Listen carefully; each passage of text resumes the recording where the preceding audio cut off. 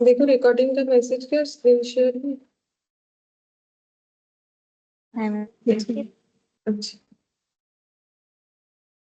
देखो last class में ना हम लोगों ने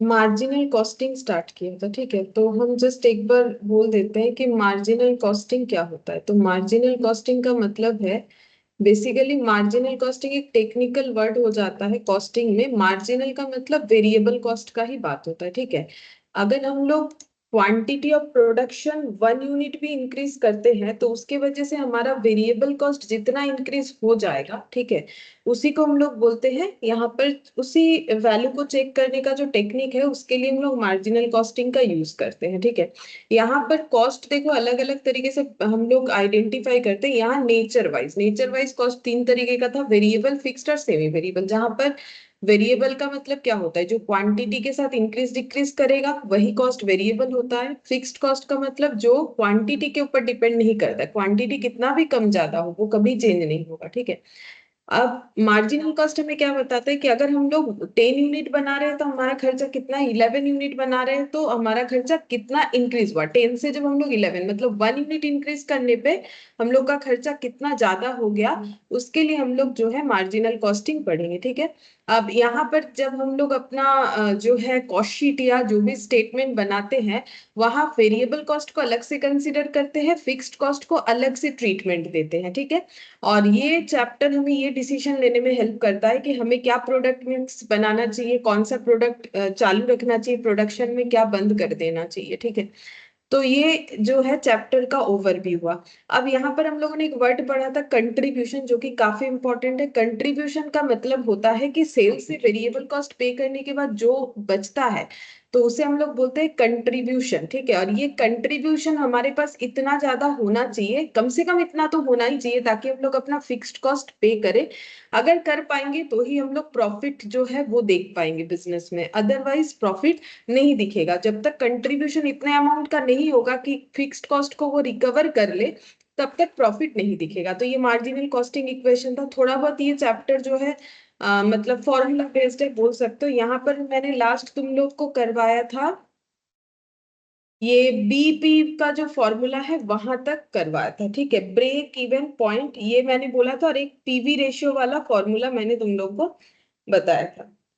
अच्छा, ब्रेक इवन पॉइंट हुआ, पीवी रेशियो। अब ब्रेक इवन पॉइंट का मैंने अलग अलग फॉर्मूला भी सिखाया था क्या, वो एक बार चेक कर लेते हैं। हाँ, तीन फॉर्मूला मैंने तुम लोग को बताया था, तीनों का लॉजिक भी बताया था कैसे करके होगा।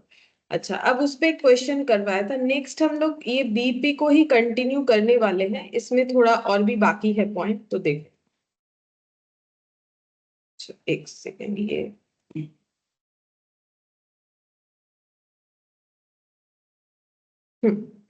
देखो यहाँ पर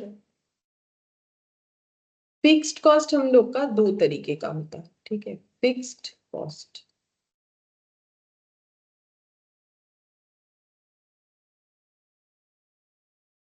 एक होता है कैश फिक्स्ड कॉस्ट और एक होता है non cash fixed cost. Cash fixed cost का मतलब क्या हो गया, एक्चुअल कैश आउटफ्लो जिसमें होगा। ठीक है, एक्चुअल कैश आउटफ्लो। और नॉन कैश का मतलब no actual cash outflow, no actual cash outflow. ठीक है, तो देखो अगर एक्चुअली में कोई कैश आउटफ्लो नहीं हो रहा है, ऐसे फिक्स्ड कॉस्ट को हम लोग बोलते हैं जैसे कि डेप्रिसिएशन। ठीक है, जब डेप्रिसिएशन पढ़ते हो तो देखना, डेप्रिसिएशन का सबसे पहला फीचर्स यही होता है कि ये एक नॉन कैश एक्सपेंस होता है। क्यों? क्योंकि ये एक्सपेंस हमें किसी को पे नहीं करना पड़ता है। लेकिन बाकी ऐसा एक्सपेंसेस जो कि फिक्स नेचर का तो है, ठीक है, और उसके साथ साथ सच में कैश आउटफ्लो भी करवाएगा। जैसे मान लो एग्जांपल के तौर पे रेंट हो गया, ठीक है, किसी को दिया गया सैलरी हो गया, तो सैलरी रेंट ये सब फिक्स नेचर का है। ठीक है, फिक्स नेचर का क्यों है, क्योंकि हमारे प्रोडक्शन क्वांटिटी के ऊपर ये डिपेंड नहीं करता है। डिप्रिसिएशन भी सेम है, मशीन को यूज कर रहे हो, ठीक है, अब मशीन को यूज करो या ना करो, ठीक है, उसके डिप्रिसिएशन थोड़ी ना बंद होने वाले, डिप्रिसिएशन तो लगेगा ही। ठीक है, पीरियोडिकली डिप्रिसिएशन लगेगा। और मार्जिनल कॉस्टिंग में फिक्स्ड कॉस्ट हमारा पीरियड कॉस्ट ही होता है, ठीक है। तो यहाँ पर ये हो गया एक्चुअल कैश आउटफ्लो जो करवाएगा कैश फिक्स्ड कॉस्ट, और जो एक्चुअल कैश आउटफ्लो नहीं करवाएगा उसे हम लोग बोलेंगे नॉन कैश फिक्स्ड कॉस्ट, ठीक है। अब इसमें अगर हमें जैसे बोल दे कैश बीपी निकालो क्वेश्चन में, कैश ब्रेक इवन पॉइंट, ठीक है। अब ब्रेक इवन पॉइंट का मतलब क्या था, देखो ये सारा चीज याद रखना पड़ेगा। ब्रेक इवन पॉइंट का मतलब हम एक बार फिर से बता देते हैं, हम लोग कितना क्वांटिटी में सेल करें, कितने क्वांटिटी में सेल करें ताकि हम लोग का जो no profit no loss situation create हो, ऐसा कितना क्वांटिटी में सेल करें ताकि हमारा no profit no loss create हो। अब ये कब क्रिएट होता है, मान लो मैंने 100 रुपए का चीज में 20 रुपीज मेरा वेरिएबल कॉस्ट था, ठीक है, और मेरा 80 रुपीज का हो गया कंट्रीब्यूशन, और मेरा फिक्स्ड कॉस्ट भी है 80 रुपीज का, तो ये मेरा no profit no loss situation हो गया, क्योंकि फिक्स्ड कॉस्ट पे करने के बाद मेरे पास कुछ नहीं बचा। मतलब 100 रुपीज का सेल करने से मेरा no profit no loss situation हो जाएगा। अब मान लो 10 रुपीज करके 10 यूनिट बेचते हैं तो 100 रुपीज मिलता है, तो 10 यूनिट जो है ये मान लो रुपीज है, 10 यूनिट मेरा ब्रेक इवन पॉइंट है, मतलब 10 यूनिट बेचने से मेरा जो है ब्रेक इवन सेल होता है, ठीक है। तो यहाँ पर कैसे फॉर्मूला होगा, तो लास्ट क्लास में भी सेम फॉर्मूला सीखा था, बट यहाँ एक्स्ट्रा क्या सीख रहे हैं, कैश ब्रेक इवन पॉइंट। वहां हम लोगों ने सिर्फ ब्रेक इवन पॉइंट सीखा था। तो कैश फिक्स्ड कॉस्ट होगा, जैसे वहां हम लोग क्या लिखते थे, total fixed cost divided by contribution per unit, यहाँ पर हो जाएगा cash fixed cost divided by contribution per unit, ठीक है। ये इससे आंसर यूनिट में आएगा। और अगर हम लोग ये निकालते हैं कि cash break even in value, cash break even point in value, ठीक है, इसी को हम लोग ब्रेक इवन सेल्स भी बोलते हैं। अगर ब्रेक इवन पॉइंट का वैल्यू निकाल ले 10 यूनिट का वैल्यू, ठीक है, या फिर इसको हम लोग बोलते हैं बीईएस, जो फुल फॉर्म लास्ट क्लास में लिखवाया था, ब्रेक इवन सेल्स, ठीक है। तो ब्रेक इवन अगर सेल्स है तो इसको कैसे फाइंड आउट करेंगे, तो यहां पर हो जाएगा cash fixed cost divided by PV ratio. Same formula हमारा नॉर्मल बीपी के लिए भी एप्लीकेबल होता है, ठीक है। अच्छा, अब इसका मतलब बीपी हम लोग का क्या हो गया, देखो बीपी हम लोग का एक ऐसा पॉइंट हो गया, ठीक है, ये मान लो हम लोग का नो प्रॉफिट नो लॉस। जब हम लोग बीपी को पार करके चले जाएंगे बिजनेस में, तो हम लोग क्या देखेंगे, हमारे पास प्रॉफिट जनरेट हो रहा है। लेकिन बीपी के आगे का जो सिचुएशन हम रेड कलर से कर रहे हैं, ये हमारा लॉस सिचुएशन होता है, ठीक है, लॉस सिचुएशन हो रहा है। हम लोग पहले बिजनेस जब स्टार्ट करेंगे तो पहले हमारे लॉस ही दिखेगा। ऐसा थोड़ी पॉसिबल है कि बिजनेस स्टार्ट किया, वेरिएबल फिक्स्ड सारा कॉस्ट रिकवर हो गया। पहले पहले ये भी हो सकता है कि वेरिएबल ही रिकवर नहीं हो रहा है, फिर धीरे धीरे वेरिएबल रिकवर होगा, तो उसके बाद जो कंट्रीब्यूशन बचेगा वो इतना बनेगा ताकि हम लोग जो है फिक्स्ड कॉस्ट को पे कर पा रहे हैं। उसके बाद अगर हमारे पास कुछ बचेगा तो हम लोग बोलेंगे कि हम लोग प्रॉफिटेबल सिचुएशन में है। तो मतलब ये मोरल जो है स्टोरी का वो यही हुआ, बिफोर रीचिंग बीपी, कोई भी ऑर्गेनाइजेशन बीपी तक पहुंचने के पहले इनकर लॉसेस, ठीक है, इनकर्स लॉसेस, लॉसेस इनकर करता है। और आफ्टर रीचिंग बीपी, जब बीपी तक पहुंच जाता है कोई भी ऑर्गेनाइजेशन, तो start to earn profit, start to earn profit, तो वो प्रॉफिट अर्न करना स्टार्ट करेगा, ठीक है। अच्छा, अब एक और चीज हमें पढ़ना होता है, that is multi product BP. वो क्या होता है, देखो मल्टी प्रोडक्ट बीपी। तो बीपी का ना तीन चीज, लास्ट क्लास में एक हम लोगों ने नॉर्मल बीपी पढ़ा था, आज हम लोगों ने पढ़ा कैश फिक्स्ड कॉस्ट वाला बीपी, ठीक है। इसके बाद हम लोग पढ़ेंगे मल्टी प्रोडक्ट बीपी। तो हेडिंग करो मल्टी प्रोडक्ट बीपी। अब ये कब होता है वो भी बताते हैं।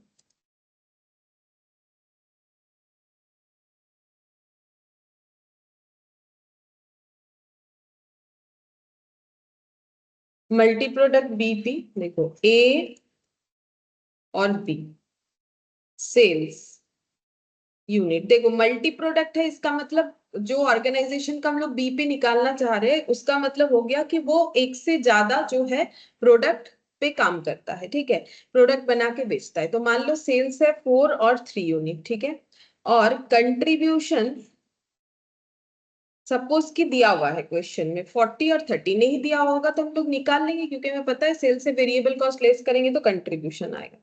और टोटल फिक्स्ड कॉस्ट है, ये टोटल में रहेगा, ठीक है, क्योंकि फिक्स्ड कॉस्ट थोड़ी ना अलग अलग होता है, ठीक है, फिक्स्ड कॉस्ट तो टोटल में ऑर्गेनाइजेशन के अंदर टोटल मतलब फिक्स्ड कॉस्ट का मतलब मान लो ए बी प्रोडक्ट जहां होता है उस फैक्ट्री का रेंट, ठीक है, वो एक ही जगह पे होता है, वहां पर लोगों का सैलरी वगैरह, ठीक है, तो टोटल फिक्स्ड कॉस्ट इतना इतना है। अच्छा, अब हम लोग को क्या निकाल के देना है, कॉम्पोजिट बीपी या फिर मल्टी प्रोडक्ट बीपी, इसी को कॉम्पोजिट भी बोलते हैं, ठीक है, यहाँ पर लिख लो कॉम्पोजिट, कॉम्पोजिट बीपी भी बोलते हैं। अच्छा, अब देखो कॉम्पोजिट बीपी क्या होगा, फॉर्मूला हर जगह पे सेम ही है, बस अपने हिसाब से वो चेंज होता है लॉजिक के हिसाब से। देखो कॉम्पोजिट बीपी, तो बीपी कैसे निकालेंगे, तो बीपी का तो एक ही लॉजिक है, फिक्स्ड कॉस्ट को रिकवर करना है, ठीक है, अगर रिकवर कर लेते हैं और no profit no loss situation में पहुंच जाते हैं, फिक्स्ड कॉस्ट रिकवर करने के बाद अगर हमारे पास कुछ बचेगा तो प्रॉफिट में है, कुछ नहीं बचेगा, अगर जीरो है तो नो प्रॉफिट नो लॉस में है। अब ये कैसे पॉसिबल है, अगर मेरे पास उतना कंट्रीब्यूशन है तो बीपी निकालने के लिए मुझे दो जो है चीजों को देखना पड़ेगा, एक हो जाएगा फिक्स्ड कॉस्ट और दूसरा हो जाएगा कंट्रीब्यूशन, ठीक है, तो फॉर्मूला क्या हो जाएगा, total fixed cost divided bye, यहां पर फिर क्या आ जाएगा, कॉम्पोजिट कंट्रीब्यूशन पर यूनिट, ठीक है, कॉम्पोजिट कंट्रीब्यूशन पर यूनिट आ जाएगा, कॉम्पोजिट कंट्रीब्यूशन पर यूनिट आएगा।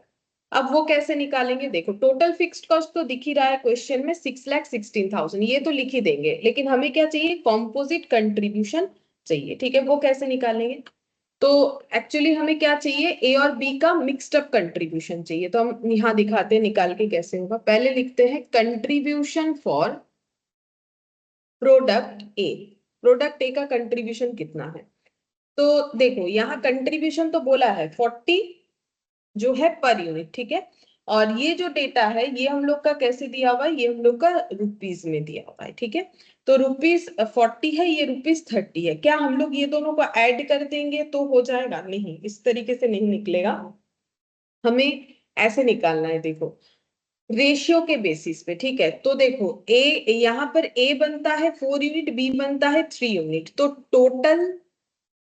जो टोटल जो हम लोग का सेल्स यूनिट है वो कितना हुआ, टोटल सेल्स जो है इन यूनिट अगर देखे तो ये बन जाता है हम लोग का 7, ठीक है, तो यहाँ पर हम लोग ये बोल सकते हैं रेशियो के हिसाब से कि आउट ऑफ 7 यूनिट 4 यूनिट जो है ए बनता है, ठीक है, 4 यूनिट जो है ए बन रहा है, तो ये तो एक यूनिट का कंट्रीब्यूशन है, ठीक है, ये एक यूनिट का कंट्रीब्यूशन है, तो 4 यूनिट का कितना होगा, तो इंटू 40, ठीक है, तो ये आंसर आ जाएगा हम लोग का, चेक करते हैं,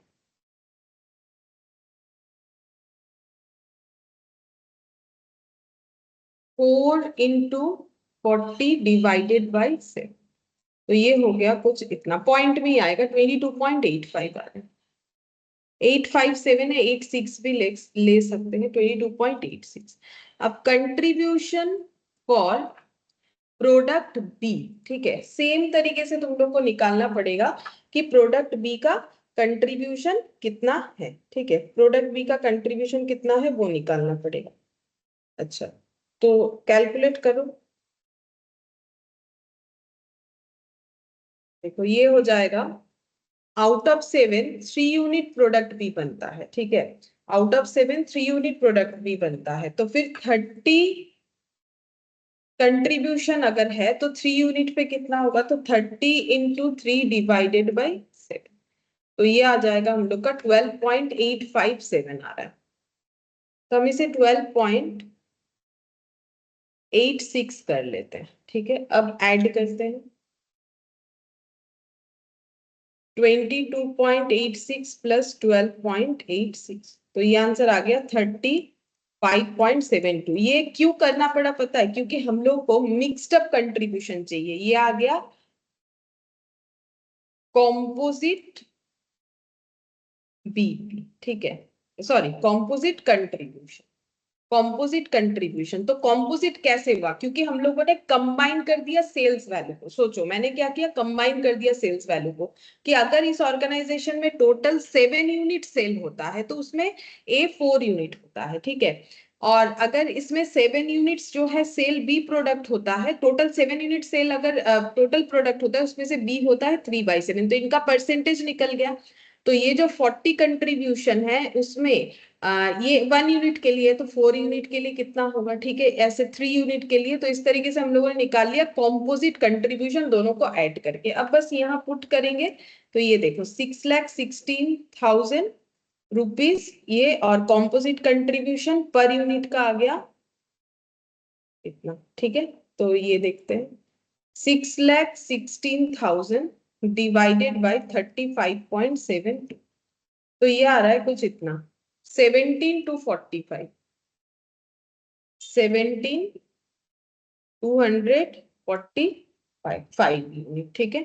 ये मेरा आ गया कॉम्पोजिट बीपी। अगर मुझे बोले कि इंडिविजुअली ए और बी का बीपी बताओ तो भी हम लोग बता सकते हैं। बीपी ऐसे अगर पूछ लिया बीपी फॉर ए, तो कैसे निकालेंगे, रेशियो में निकालना पड़ेगा। टोटल बीपी 17,245, इसमें से ए का कितना होगा 4/7, ठीक है, जितना यूनिट ए बनता है, ठीक है। तो आउट ऑफ 7 देखो ये टोटल जो बीपी है वो टोटल यूनिट के लिए, तो 4 यूनिट के लिए कितना होगा, या फिर रेशियो में कर रहे हैं ऐसा भी मान सकते हो।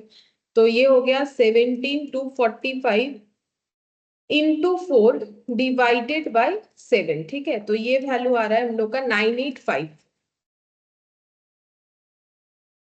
यूनिट। और यहाँ पर बीपी फॉर बी आ जाएगा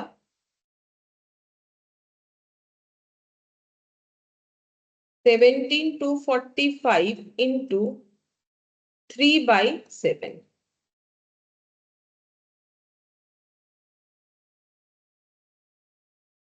तो ये आ गया 7,390, 7,390.7 है तो 1 लिख दिया मैंने, ठीक है। तो इतना यूनिट, ठीक है। तो ये मैंने एक एग्जांपल से समझाया कि अगर मेरे पास मोर देन वन प्रोडक्ट है और मुझे बीपी निकालना है, तो बेसिकली मुझे कॉम्पोजिट या मल्टी प्रोडक्ट बीपी निकालने के लिए बोला जा रहा है। तो उसमें हमें कैसे निकालना है, फॉर्मूला हम लोग का बीपी वही रहेगा, लॉजिक तो वही रहेगा, फिक्स्ड कॉस्ट बाय कंट्रीब्यूशन। लेकिन कॉम्पोजिट कंट्रीब्यूशन लेंगे मतलब दोनों प्रोडक्ट का मिला के मुझे कंट्रीब्यूशन लेना है, ठीक है। तो दोनों प्रोडक्ट का मिला के कंट्रीब्यूशन हम लोग निकालेंगे, जिससे कॉम्पोजिट कंट्रीब्यूशन कहेंगे। फिर वहां से टोटल बीपी निकलेगा, फिर उसको सेल्स रेशियो में डिवाइड करेंगे तो हमें बीपी फॉर इंडिविजुअल प्रोडक्ट वो मिल जाए।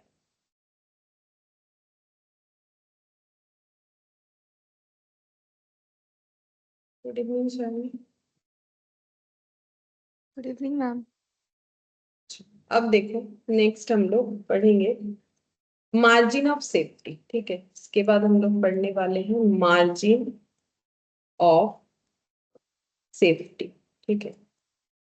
तो देखो मार्जिन ऑफ सेफ्टी का मतलब क्या है, वो मार्जिन यानी प्रॉफिट जो हमें सेफ पोजीशन में रखेगा, ठीक है। तो कौन जो हमें प्रॉफिट देगा वही हमारा मार्जिन ऑफ सेफ्टी होगा। मतलब हम लोग अगर ब्रेक इवन सेल्स को क्रॉस करके चले जाते हैं उसके बाद जो पोर्शन है वही हमारा मार्जिन ऑफ सेफ्टी होगा। मतलब हम लोग ये बोल सकते हैं difference between actual sales and break even sales, ठीक है। एक्चुअल सेल्स और ब्रेक इवन सेल्स के बीच का जो डिफरेंस है वही हम लोग का मार्जिन ऑफ सेफ्टी होगा। जैसे कि एग्जांपल से अगर हम लोग समझना चाहे, जैसे मान लो कि हम लोग 1,000 यूनिट बेच रहे हैं एट द रेट ऑफ 10 करके, ठीक है। तो हमारा सेल्स वैल्यू कितना हो गया 10,000, ठीक है। अब मान लो वेरिएबल कॉस्ट है 1,000 यूनिट का एट द रेट ऑफ 5 करके, ये वेरिएबल कॉस्ट और ये सेल्स, ठीक है। तो ये वेरिएबल कॉस्ट हो गया मेरा 5,000, ठीक है। तो कंट्रीब्यूशन कितना आ रहा है, कंट्रीब्यूशन आ रहा है मेरा 5,000। अब ये कंट्रीब्यूशन कितना हो गया 1,000 unit at the rate of 5 करके, 10 माइनस 5 करोगे तो 5 आएगा, ये 5 ये वाला 5 नहीं है, ठीक है। सेल्स माइनस वेरिएबल कॉस्ट करने से जितना आता है वही है। फिक्स्ड कॉस्ट सपोज करो कि है 5,000, ठीक है। तो इसका मतलब ये हो गया मेरा प्रॉफिट 0, ठीक है। मतलब ये मेरा जो सेल है ना, ये ब्रेक इवन सेल्स हो गया, ठीक है। मतलब 10,000 यूनिट अगर हम लोग 1,000 यूनिट अगर बेचेंगे तो हम लोग ब्रेक इवन सेल्स तक पहुंच जाएंगे। अब इसके बाद मान लो हम लोगों ने फर्दर सेल किया 500 यूनिट, वही एट द रेट ऑफ 10 करके, तो ये हो जाता है 5,000। अब देखो बेचोगे तो वेरिएबल कॉस्ट तो लगेगा ही, ठीक है। फिक्स्ड कॉस्ट शायद और ना लगे, क्योंकि शायद क्या फिक्स्ड कॉस्ट मैंने पूरा रिकवर कर ही लिया, तो अब इसके बाद जो भी सेल करोगे उससे फिक्स्ड कॉस्ट रिकवर करने का जरूरत नहीं पड़ेगा। तो अब 500 यूनिट का वेरिएबल कॉस्ट 5 रुपीज करके 2,500, ठीक है। तो यहाँ पर रिमेनिंग कितना हो रहा, कंट्रीब्यूशन इतना, ठीक है। कंट्रीब्यूशन रह गया इतना। अब ये कंट्रीब्यूशन जो है यहाँ से हम लोग फिक्स्ड कॉस्ट पे करने जाएंगे, लेकिन देखेंगे फिक्स्ड कॉस्ट तो पहले रिकवर हो गया, जीरो हो गया। तो ये पूरा का पूरा मेरा प्रॉफिट हो गया 2,500, ठीक है। अब मार्जिन ऑफ सेफ्टी मेरा कितना सेल हो गया, तो ऑब्वियसली ये वाला 5,000 वाला। तो देखो मैंने क्या लिखा था, actual sales and BES sale. तो एक्चुअल सेल्स हम लोगों ने कितना किया है, मान लो क्या, यहाँ से देखो एग्जाम्पल, एक्चुअल सेल्स कितना हुआ, पहले 10,000, उसके बाद 5,000। एक्चुअल सेल्स तो ये है, पहले इतना बेचा था उसके बाद इतना बेचा, यानी 15,000। लेस करेंगे इससे break even sales. Break even sales कौन सा था, ये वाला, ठीक है। 10,000 रुपीज का ब्रेक इवन सेल्स था। तो 5,000 जो है ये मेरा मार्जिन ऑफ सेफ्टी हुआ, ठीक है। तो ये देखो ना, अगर यहाँ पर मेरा no profit no loss situation आया, उसके बाद एक यूनिट भी बेच के जो कमाएंगे वो मेरा मार्जिन ऑफ सेफ्टी ही होगा, ठीक है। तो ये हम लोग का मार्जिन ऑफ सेफ्टी हो गया 5,000 रुपीज का सेल, ठीक है। ये रुपीज से मैंने आइडेंटिफाई किया। अब इस पे जो फॉर्मूला है वो भी तुम लोग को लिखवा देते हैं, क्या क्या फॉर्मूला होता है, ठीक है। देखो तो पहला, margin of safety in unit, अगर यूनिट में निकालना हो तो कैसे निकालोगे, total profit divided by contribution per unit, ठीक है। मार्जिन ऑफ सेफ्टी अगर यूनिट में निकालना हो तो total profit divided by contribution per unit. देखो यहाँ पर निकल जाएगा, इस पे चेक करो जो मैंने अभी एग्जांपल दिखाया। तो टोटल प्रॉफिट कितना है 2,500, ठीक है। कंट्रीब्यूशन पर यूनिट कितना है 5, तो 500 यूनिट, तो 500 यूनिट ही तो है मेरा मार्जिन ऑफ सेफ्टी, ये रुपीज में है तो यही तो मेरा मार्जिन ऑफ सेफ्टी है। इसका बाइफर्केशन क्या है, 500 इंटू कितना, 500 इंटू हम लोगों का 10, तभी तो हुआ 5,000। तो यूनिट के हिसाब से 500, ठीक है। अब ये लॉजिक कैसे अप्लाई हो रहा है, देखो यहाँ तो मैंने प्रैक्टिकली एग्जांपल देके भी बता दिया, फिर भी बता देते हैं। देखो हमें क्या करना है, मार्जिन ऑफ सेफ्टी मतलब प्रॉफिटेबल सिचुएशन, तो टोटल प्रॉफिट, ठीक है। अगर हम लोग कंट्रीब्यूशन हमारा इतना है कि फिक्स्ड कॉस्ट जो है पे होने के बाद बचा हुआ कंट्रीब्यूशन, तो वही प्रॉफिट है, ठीक है। तो total profit divided by contribution per unit अगर कर लेते हैं तो हमें पता चल जाएगा कितना यूनिट हम लोग का मार्जिन ऑफ सेफ्टी है, ठीक है। फिर यहाँ पर मार्जिन ऑफ सेफ्टी को अगर मुझे वैल्यू में निकालना है तो कैसे निकालेंगे, ठीक है। देखो अगर वैल्यू निकालना है तो जैसे अभी देखो यूनिट निकला कितना 500, अब अगर मुझे पता हो कि वो कितने रुपीस करके सेल हुआ है पर यूनिट, तो इंटू कर देंगे, जैसे 500 इंटू 10, अभी मैंने दिखाया ना, ये देखो 500 इंटू 10, तो ये वैल्यू में निकल जाएगा। तो इसी का फॉर्मूला भी बन जाएगा। इसको कैसे लिखेंगे, margin of safety in unit into selling price per unit, simple, ठीक है। इस तरीके से हो जाएगा। और क्या फॉर्मूला इस पे हो सकता है, थर्ड में लिखेंगे margin of safety in percentage, ठीक है। परसेंटेज में अगर हमें कभी पूछ ले तो किसी भी चीज का परसेंटेज कैसे निकालते हैं, तो देखो वो डेटा डिवाइडेड बाय टोटल, जैसे तुम लोग एग्जाम देते हो तो एग्जाम में परसेंटेज निकालते हो कैसे, किसी भी एग्जाम में जितना मिला आउट ऑफ जितना मिला। तो मार्जिन ऑफ सेफ्टी किसके बेसिस पे निकलता है, एक्चुअल सेल्स के बेसिस पे। तो डिवाइडेड बाय बेस हो जाएगा एक्चुअल सेल्स, ठीक है, इनटू 100, ठीक है। अब ये परसेंटेज तुम लोग यूनिट के बेसिस पे भी निकाल सकते हो, वैल्यू के बेसिस पे भी निकाल सकते हो। ये मार्जिन ऑफ सेफ्टी अगर तुम लोग के पास यूनिट डेटा है उससे भी निकल जाएगा, अगर वैल्यू है उससे भी निकल जाएगा। लेकिन अगर ऊपर यूनिट ले रहे हो तो नीचे भी यूनिट लेना है, ठीक है। और अगर ऊपर वैल्यू ले रहे हो तो नीचे भी वैल्यू ही लेना है, ठीक है। ये तो नॉर्मल बात से मैथ्स का ना, देखो क्योंकि हम लोग सेम जो है अगर पैरामीटर्स नहीं होता है तो डिवाइड थोड़ी ना कर पाएंगे, इनटू 100। फोर्थ नंबर में लिखेंगे मार्जिन ऑफ सेफ्टी का रुपीज में निकालने का मतलब वैल्यू में निकालने का और एक फॉर्मूला है, total profit divided by PV ratio. ठीक है, ये चीज अगर देखोगे ये और ये ब्रेक इवन सेल्स के साथ भी मैच होता है। ब्रेक इवन वाले, ब्रेक इवन पॉइंट या यूनिट में निकालना है तो हम लोग लिखते हैं total fixed cost by contribution per unit, और अगर हम लोग को रुपीज में निकालना हो तो ऐसे लिखते हैं BP into selling price per unit, या फिर लिखते हैं total fixed cost divided by PV ratio. यहाँ भी सेम वही चीज हो रहा है। ठीक है, total profit divided by PV ratio यानी मार्जिन ऑफ सेफ्टी निकल के आएगा। ठीक है, अब नेक्स्ट लिखेंगे और एक फॉर्मूला भी होता है मार्जिन ऑफ सेफ्टी को अगर हम लोग डायरेक्टली हमें कुछ परसेंटेज बीईएस का दिया हुआ है तो हम लोग निकाल सकते हैं 100%, यानी कि इसको सेल मानेंगे माइनस बीईएस परसेंटेज। ठीक है, अब तुम लोग ये मत सोचो कि लाइन बाय लाइन हमें ये सारा फॉर्मूला रटना पड़ेगा, नहीं नहीं, मैंने एक जगह पे लिखवा दिया ताकि तुम लोग जो है कभी भी रिवीजन करोगे तो तुम लोग के पास एक ही जगह पे चीज रहे। अब हम लोग क्वेश्चन करेंगे ना तो फिर धीरे धीरे कहाँ कौन सा फॉर्मूला अप्लाई होगा वो खुद ब खुद समझ में आएगा, और लॉजिक के साथ करेंगे तो याद भी हो जाएगा। ठीक है, तो फिलहाल फॉर्मूला यहीं तक रखते हैं। अब देखते हैं क्वेश्चन हमारे पास क्या क्या है। जैसे कि लास्ट क्लास में हम लोगों ने ये वाला क्वेश्चन किया था, break even sales level quantity में निकाला था, बोला था कैश ब्रेक इवन सेल्स भी निकालो। ये मैंने नहीं करवाया था क्योंकि उस दिन मैंने कैश ब्रेक इवन सेल्स नहीं पढ़ाया था। तो अभी इसको कंटिन्यू करते हैं इलास्ट्रेशन 1। फिर से एक बार हम लोग को बोला है कैश ब्रेक इवन सेल्स निकालो। ठीक है, कैश ब्रेक इवन सेल्स, और मैंने बोला था कि क्वेश्चन में अगर हमें सिर्फ ब्रेक इवन सेल्स बोल दे या फिर ब्रेक इवन पॉइंट बोल दे, जो भी बोले हम लोग दोनों ही निकाल लेंगे, रुपीस वाला भी निकालेंगे और जो है यूनिट वाला भी निकालेंगे अगर डेटा हमें सपोर्ट करता है। तो अगर क्वेश्चन में डेटा हमें सपोर्ट करेगा तो ब्रेक इवन पॉइंट का यूनिट और ब्रेक इवन पॉइंट का सेल्स वैल्यू दोनों ही निकालेंगे।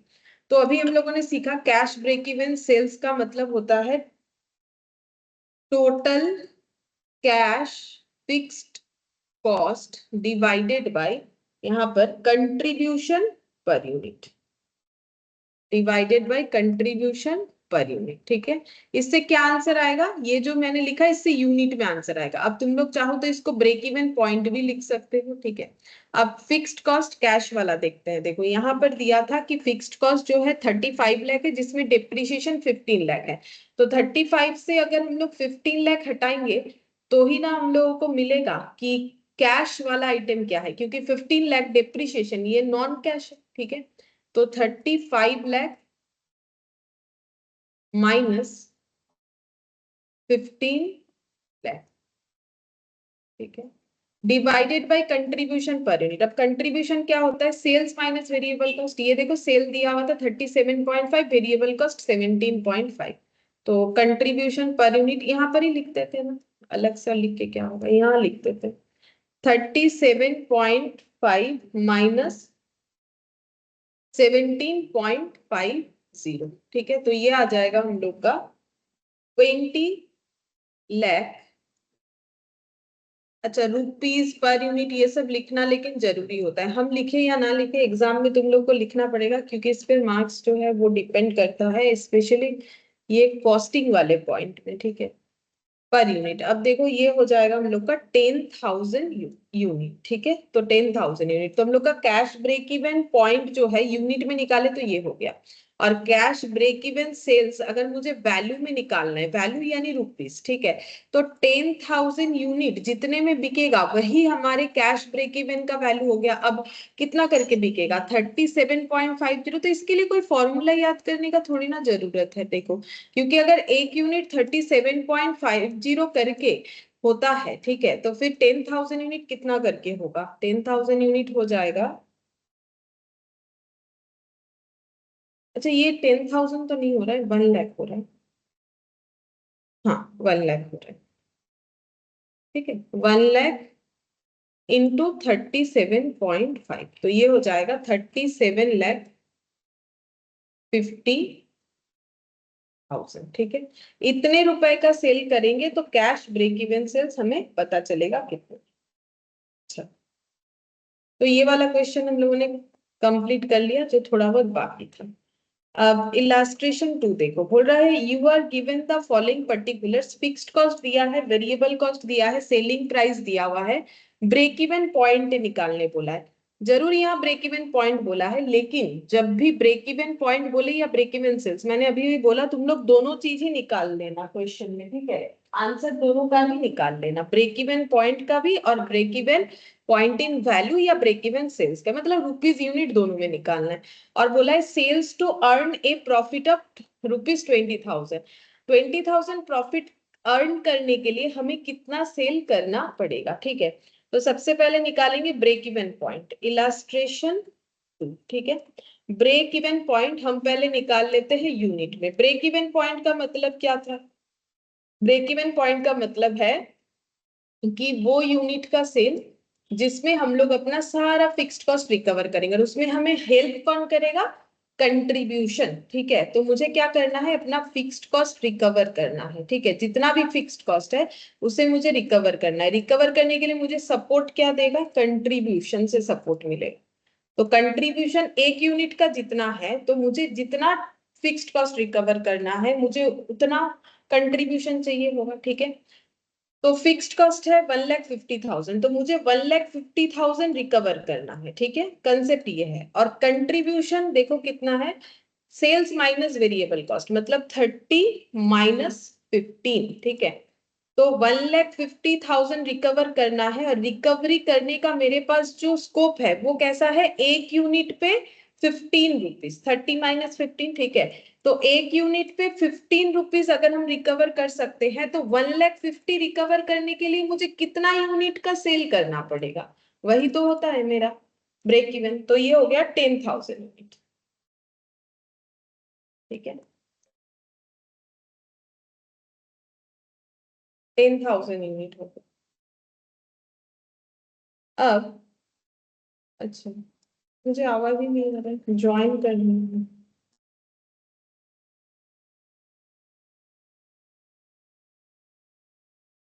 अच्छा, मुझे ना आवाज नहीं आ रहा है, शायद कुछ प्रॉब्लम होगा, तो अगर आउट हो जाते हो तो मुझे मैसेज ही करो, नहीं तो नहीं समझ में आ रहा। अच्छा, 10,000 यूनिट का, ठीक है। अब हमें क्या निकालना है? ब्रेक इवन सेल्स भी बोला नहीं है, बोला तो था पॉइंट ही निकालो, बट दोनों ही निकाल लेंगे हम लोग, मतलब इन वैल्यू यानी रुपीज में। तो वैल्यू कैसे निकालेंगे? तो बोल रहा है कि वैल्यू कैसे निकालोगे? सिंपल, 10,000 यूनिट बेचने के लिए हमें, बेचने पे हमें कितना रुपए का रिकवरी होगा वही मेरा सेल्स बताएगा। तो 10,000 यूनिट का सेल्स वैल्यू यानी रुपीज में वैल्यू कितना है? अगर 30 पर यूनिट करके सेल वैल्यू है, जो कि क्वेश्चन में बता रखा था, तो बन गया रुपीज 30 लाख, ठीक है। 30 लाख नहीं, शायद 3 लाख हो रहा है, मेरा जीरो आज गलत हो जा रहा है, 3 लाख हो जा रहा है, ठीक है। 3 लाख हो जा रहा है। अच्छा, अब एक नया पॉइंट ऐड हुआ, ये सब तो अभी हम लोगों ने किया थोड़ी देर पहले। बोल रहे sales to earn a profit of 20,000, हम लोगों को कितना सेल करना चाहिए ताकि हम लोग 40,000 का जो है, सॉरी 20,000 का जो है प्रॉफिट अर्न कर सके। पहले हम तुम लोग को इसको नॉर्मल तरीके से समझा देंगे, फिर इसका फॉर्मूला बताएंगे, ये फॉर्मूले से कैसे होता है, फॉर्मूला कैसे बना है।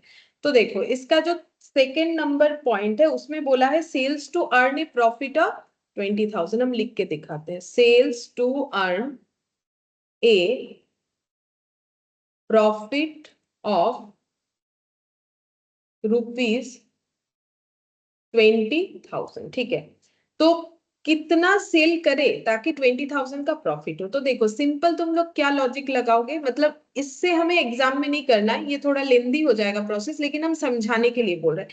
तो देखो, हम लोग मार्जिनल कॉस्टिंग पढ़ रहे हैं, तो मार्जिनल कॉस्टिंग में हमें पता है कि नॉर्मल हर जगह पे एप्लीकेबल होता है, सेल्स माइनस टोटल कॉस्ट का मतलब कितना होता है? प्रॉफिट होता है, ठीक है। अब सेल्स, अब हम मान लेते हैं कि हम लोग let x be the sales value, ठीक है। कि हम लोग अगर एक्स रुपीस का सेल्स करेंगे, ठीक है, या फिर एक्स यूनिट का, इसको यूनिट कर देते हैं, अगर हम लोग एक्स यूनिट सेल करेंगे तो इसको यूनिट लिख देते हैं, x be the sales unit, ठीक है, ऐसे लिखते हैं। हम लोग मान लेते हैं कि अगर हम लोग एक्स यूनिट का सेल कर लेंगे तो हमारे पास 20,000 का प्रॉफिट आ जाएगा। तो सेल्स का वैल्यू कितना होगा? ये तो रुपीज में है, ठीक है। तो एक यूनिट बेचेंगे और सेलिंग प्राइस पर यूनिट है 30, जो कि क्वेश्चन में दिया हुआ है, ठीक है। माइनस कर देंगे वेरिएबल, ये देखो टोटल कॉस्ट में क्या क्या आता है, फिक्स्ड कॉस्ट और वेरिएबल कॉस्ट, ठीक है। अच्छा, अब इसको भी आगे लिख के दिखाते हैं, देखो ये हो गया 30x minus fixed cost. Fixed cost question में दिया हुआ है 1,50,000, तो ये लिख लेते हैं और प्लस माइनस में माइनस कर लेते हैं। और वेरिएबल कॉस्ट कितना होगा, वेरिएबल कॉस्ट है 15 रुपीज करके, तो 15 इंटू एक्स, ठीक है, क्योंकि वेरिएबल कॉस्ट भी किस पे लगेगा, जितना यूनिट सेल होगा उतने पे लगेगा, ठीक है, इक्वल प्रॉफिट, इक्वल प्रॉफिट। तो 15x और 30x का डिफरेंस हो गया 15x, ठीक है, 15x। और प्रॉफिट तुम्हें पता है कितना चाहिए, वो लिख ले, ठीक है, नेक्स्ट लाइन में लिख लेते हैं -1,50,000, वो लिख लेने से पहले अच्छा ही होता है, चलो कोई बात नहीं, अभी लिख लेते हैं 20,000। तो 15x इक्वल टू कितना हो जाएगा, ये ऐड हो जाएगा 1,70,000, ठीक है। मैं तो বলছি 15x টা কি করে হলো আমার একটু বুঝিয়ে দেবেন? এই যে 30x মাইনাস 15x, না x টা কেন ধরলাম? এক্সট্রা এক্সট্রা সেলস ধরেছি, বলেছে না কত সেল করলে আমার প্রফিট 20,000, আমি ধরে নিচ্ছি এক্স ইউনিট বিক্রি করলে আমার সেল যেটা সেটা প্রফিট 20,000 হবে। তাহলে এক্স ইউনিট যদি সেল করি, এক ইউনিট যদি 30 রুপিস করে হয়, তাহলে এক্স ইউনিটের সেলস ভ্যালু 30x, আমি এটাকে এক্স ধরেছি, কত ইউনিট বিক্রি করলে আমাদের 20,000 প্রফিট হবে। বুঝেছি। अच्छा, तो एक्स देखो कितना हो जाएगा, फिर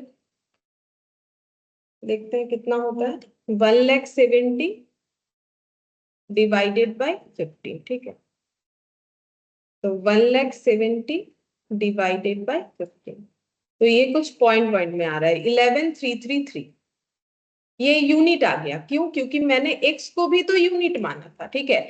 तो इतना यूनिट सेल करने से हम लोग का प्रॉफिट जो है वो 20,000 होगा, इतना यूनिट सेल करने से, ठीक है। अब इसका अगर मुझे बोले कि वैल्यू निकालो, तो वैल्यू भी निकाल सकते, ये हो गया सेल्स यूनिट। और अगर मुझे सेल्स वैल्यू निकालने बोले, जो कि बोला है सेल्स, सेल्स बोला है, मतलब वैल्यू भी निकालना चाहिए। तो 11,333 यूनिट, अब एक एक यूनिट कितना करके बिकेगा, जितना पर यूनिट है 30 इंटू 30 करो, 3,40,000। अब 3,40,000 लेकिन तभी आएगा जब तुम लोग कैलकुलेटर का पूरा वैल्यू लेके कैलकुलेट करोगे। अगर तुम लोग वो 0.333 का सिर्फ 11,333 इंटू 30 करके करोगे तो शायद 3,40,000 ना आए। 11,333.3333 करके कैलकुलेटर पे जितना दिख रहा है उतना पूरा लेके इंटू 30 करोगे तो 3,40,000 दिखेगा। बट ये प्रोसेस जो है वो काफी बड़ा है, ठीक है, इसमें एक्स मान के करना है, इसीलिए काफी बड़ा है। तो इस पे भी ना एक फॉर्मूला हमें दिया हुआ है मार्जिनल कॉस्टिंग में, जिसका यूज करके हम लोग ये फाइंड आउट कर सकते हैं कि हमें कितना यूनिट सेल, मतलब ये भी निकाल सकेंगे, आफ्टर दैट इसमें ये 30 मल्टीप्लाई करेंगे तो आ जाएगा। तो फॉर्मूला क्या है, देखो देखो, अगर हम लोग ऐसे लिखते हैं, हमें बोला है कि कितना सेल करने से, ये देखो हमें बोला क्या था कि कितना सेल करने से 20,000 प्रॉफिट होगा, तो मुझे क्या रिकवर करना है, 20,000 प्रॉफिट। तो देखो अगर हम ऐसे लिखते हैं, fixed cost plus desired profit, ठीक है, डिजायर्ड प्रॉफिट का मतलब जो प्रॉफिट हम लोग रिकवर करना चाह रहे हैं, हमें टारगेट दिया हुआ है क्वेश्चन में।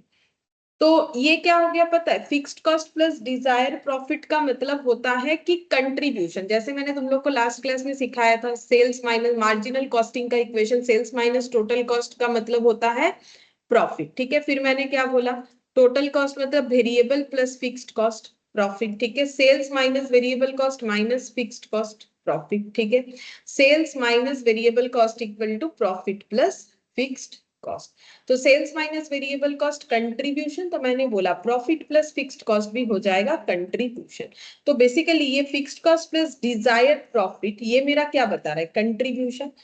तो ये टोटल कंट्रीब्यूशन है, मान के चल सकते हैं, ठीक है। फिर इसमें डिवाइडेड बाय, अगर हम लोग कंट्रीब्यूशन पर यूनिट कर देते हैं, टोटल सोचो ना, टोटल कंट्रीब्यूशन को अगर हम लोग कंट्रीब्यूशन पर यूनिट से डिवाइड कर देंगे तो हमें क्या मिलेगा, यूनिट में आंसर मिलेगा। क्यों, क्योंकि मान लो टोटल कंट्रीब्यूशन आया है ऐसे 1000 रुपीज एग्जाम्पल के तौर पे, ठीक है, और एक यूनिट का कंट्रीब्यूशन है 10 पर यूनिट। तो अब ये डिवाइड करो ना, ये रुपीज है ये रुपीज है, तो डिवाइड करने से कितना आ जाएगा 100। 100 क्या आ गया यूनिट, ठीक है, इसका मतलब 100 यूनिट में आंसर आया। तभी ना ये इस तरीके से होगा, 100 यूनिट अगर हम लोग सेल करते हैं तो कंट्रीब्यूशन 100 इंटू 10 1000 होगा।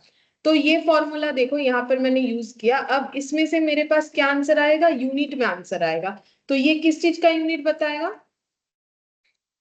सेल्स यूनिट, ठीक है, सेल्स यूनिट आएगा। तो फिक्स्ड कॉस्ट कितना था क्वेश्चन में, फिक्स्ड कॉस्ट था 1,50,000, Dzire profit 20,000, contribution per unit 15, ठीक है, ये देखो 30 माइनस 15, 15 हो गया। अब इसका आंसर निकालते हैं, तो 1,70,000 डिवाइडेड बाय 15। देखो मैंने जो तुम लोग को पूरा क्वेश्चन को समझाया डिटेल्स में, वहां भी तो वही आया, 1,70,000 डिवाइडेड बाय 15 करने से क्या आएगा x, यानी जितना यूनिट हम लोग सेल करना चाहते हैं, ठीक है। तो ये डायरेक्टली निकलेगा सेल्स यूनिट, ठीक है। तो 1,70,000 वो तो ऑलरेडी किया हुआ है, देख देख के लिख सकते हो। 1,70,000 ये आ जाएगा 1133.33, ऐसे चलते जाएगा, तो इसके ऊपर ऐसे बार साइन लगा देते हैं, ठीक है। ये हो गया यूनिट। अब अगर मुझे सेल्स वैल्यू निकालना है तो सेम वही तरीका, इतना यूनिट बेचना है और एक एक यूनिट हम लोग सेल करते हैं कितना करके, 30 रुपीज करके, ठीक है। तो हमारा सेल्स वैल्यू हो जाएगा 3,40,000। और ये 3,40,000 तभी निकलेगा अगर तुम लोग 3,333 करके तब तक लिखते जाओगे जब तक कैलकुलेटर सपोर्ट करेगा, ठीक है। ये हो जाएगा। अच्छा, तो इससे हम लोग इस तरीके से निकाल सकते हैं। और यहाँ देखो एक फॉर्मूला और सीखने को मिला, मैंने अलग से लिखा नहीं था, तो ये याद रखो कि fixed cost plus Dzire profit का मतलब होता है total contribution. Total contribution divided by contribution per unit करेंगे तो ये पता चल जाएगा ये कितने यूनिट का कंट्रीब्यूशन है, ठीक है, ये कितने यूनिट का contribution. Good evening. Good evening ma'am.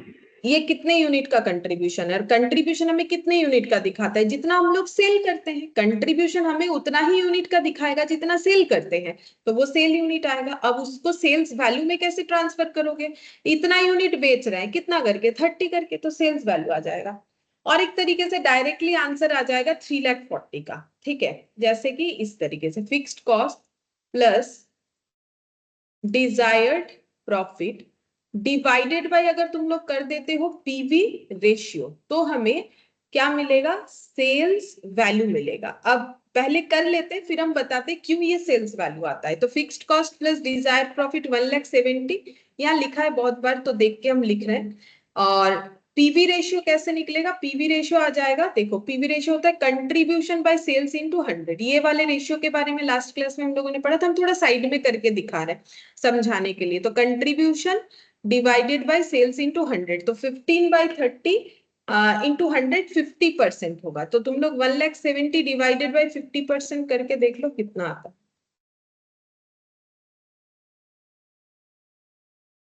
50% लगाना, तो ये देखो आ गया 3,40,000। अब ये क्यों हुआ, इस फॉर्मूले को स्प्लिट करने से समझ में आएगा। देखो हम यहाँ दिखाए fixed cost plus Dzire profit, हम यहाँ समझाते हैं कैसे। इसमें से सेल्स वैल्यू आ गया, fixed cost plus Dzire profit का मतलब क्या होता है, कंट्रीब्यूशन अभी दिखाया।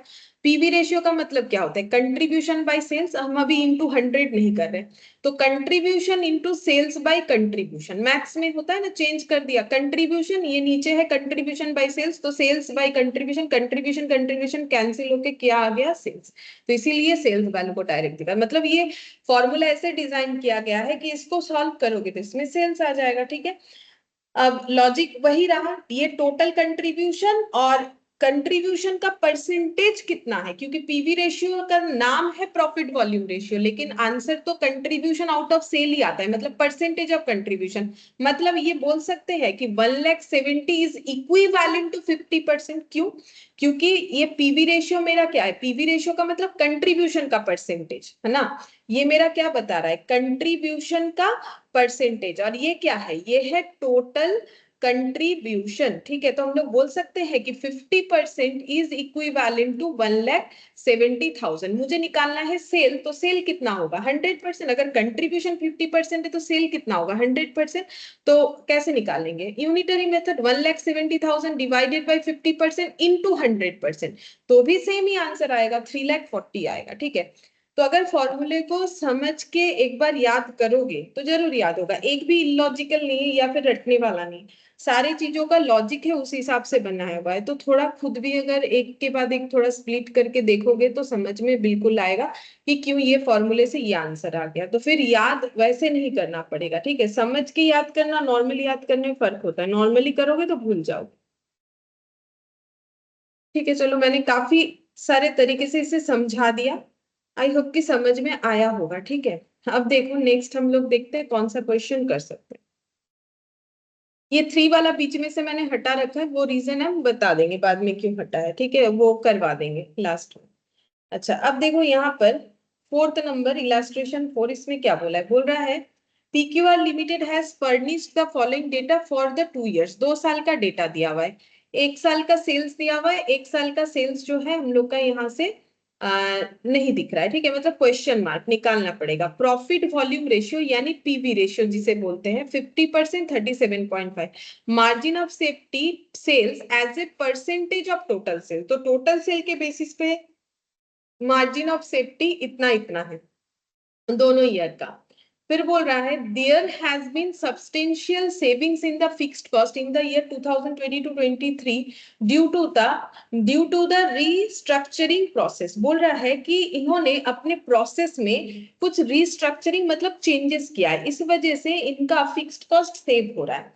The company could maintain its sales quantity level of 21-22 in 22-23 by reducing selling price। Company का टारगेट क्या है, कंपनी बोल रही है कि हम लोग 21-22 में जो सेल किए थे उतना ही सेल करना चाहते हैं 22-23 में, बट सेल प्राइस को हम लोग कम करेंगे, ये इनका टारगेट है। हमें क्या कैलकुलेट करने बोला है, सेल्स फॉर 22-23। सबसे पहले ये क्वेश्चन मार्क का आंसर पूछा है, फिक्स्ड कॉस्ट कितना है 22-23 का, क्योंकि फिक्स्ड कॉस्ट इन्होंने रिड्यूस किया है रिस्ट्रक्चरिंग करके, ठीक है, सेविंग्स किया है। तो फिक्स्ड कॉस्ट में क्या चेंजेस आया है, break even sales for 22-23 in value निकालने के लिए बोला है कितना होगा, ठीक है। तो सबसे पहले तो हमें निकालना है सेल्स फॉर 22-23। चलो देखते हैं क्या क्या हमारे पास डेटा है और उससे हम लोग कैसे निकाल सकते हैं जो हम लोग को बोला गया। तो देखो डेटा है, यहाँ लिख लेते हैं 21-22 का क्या क्या डेटा अवेलेबल है। पीवी रेशियो है,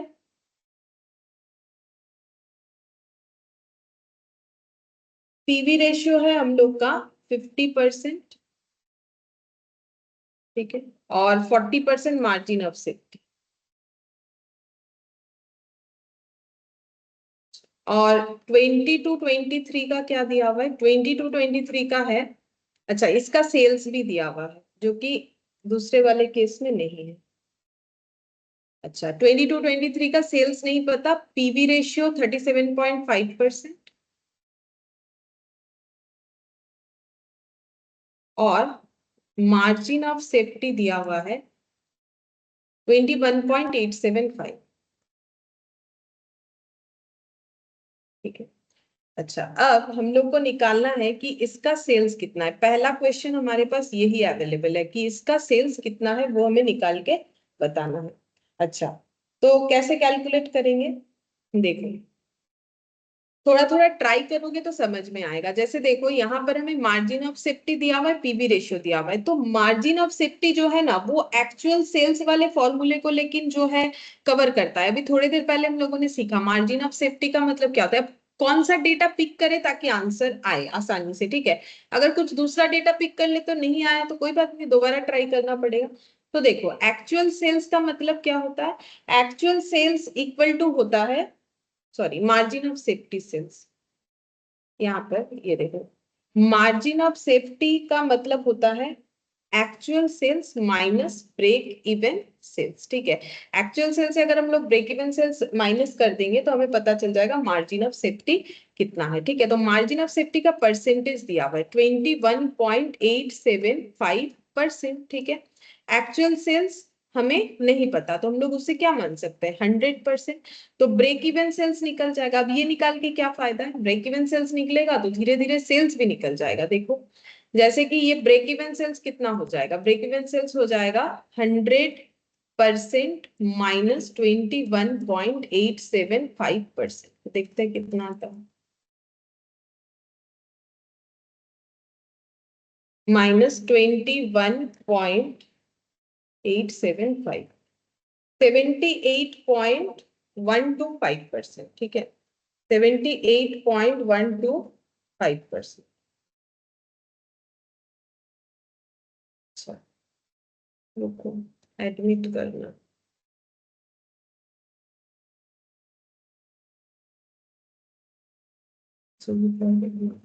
ठीक है जी,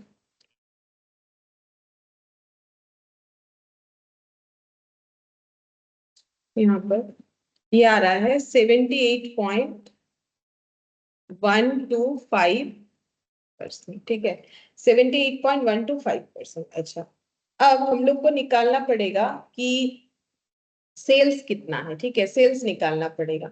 अच्छा ठीक है, चलो सेल्स कैसे निकालेंगे। तो यहाँ पर हम लोग को एक इंफॉर्मेशन दिया था, क्या दिया था, बोल रहा है the company could maintain it sales quantity level of 21-22। Company चाहती है कि 8 लाख रुपीस का ही सेल्स करे। ठीक है, और सेलिंग प्राइस को वो क्या करना चाहती है, रिड्यूस करना चाहती है। ठीक है, सेलिंग प्राइस को रिड्यूस करना चाहती है।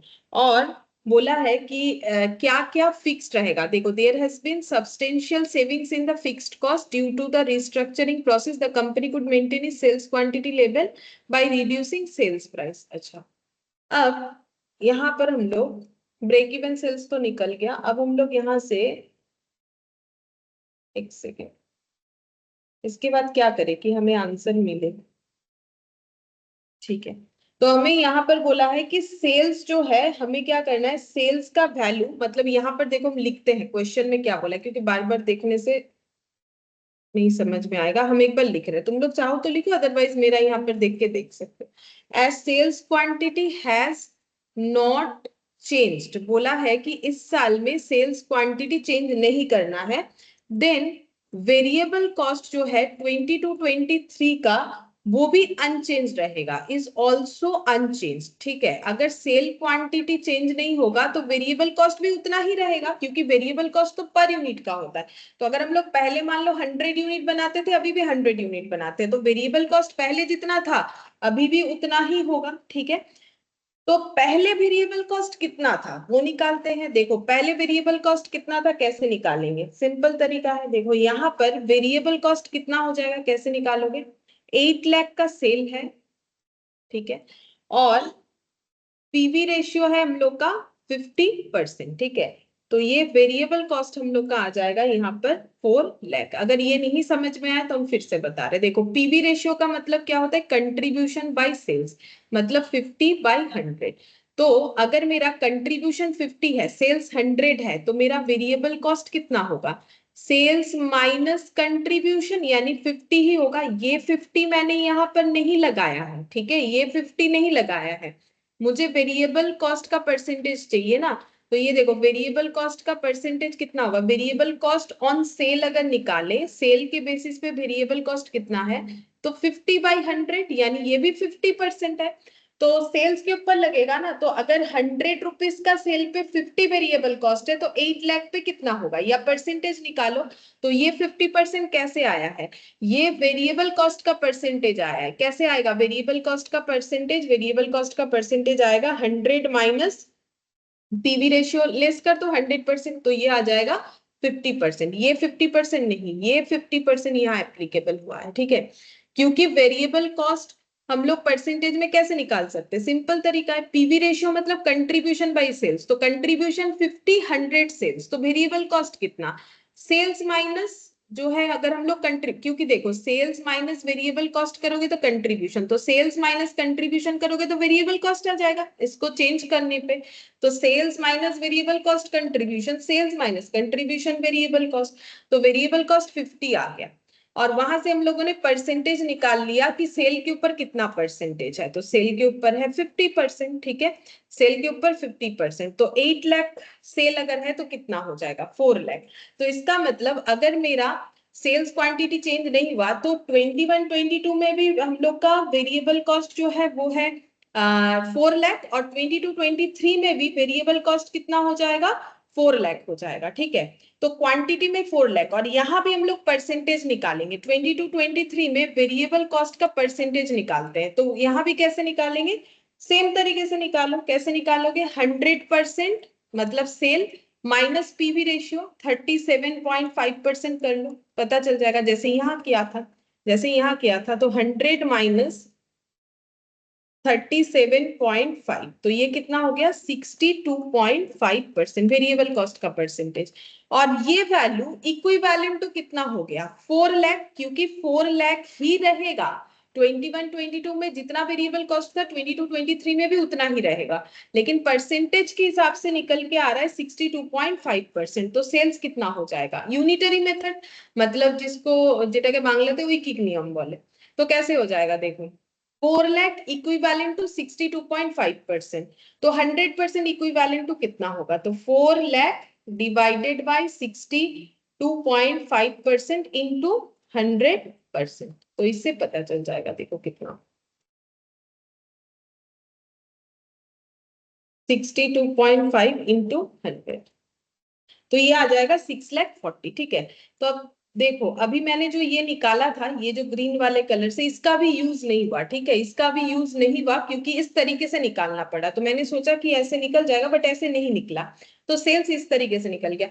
तो वो देखो अप्रोच है, हमें जो भी नॉलेज है उसका अप्लाई करना पड़ेगा, ठीक है। अब जितना अच्छे से अप्लाई कर पाएंगे उतना ट्राई कम करना पड़ेगा, ठीक है। तो यहाँ पर हमें क्या दिया था, सिंपल यही बोला था, ये डेटा तो गिवन था जो मैंने यहाँ पर लिख रखा है, देखो यहाँ से यहाँ तक का डेटा तो हमें क्वेश्चन में ही गिवन था, ठीक है। और हम लोग को क्या बोला था कि 22 23 का जो हम लोग का सेल्स का क्वांटिटी होगा ना, वो 21 22 के जितना ही होगा, तो सेल्स अगर नहीं चेंज होगा तो वेरिएबल कॉस्ट भी चेंज होने का कोई पॉसिबिलिटीज नहीं है।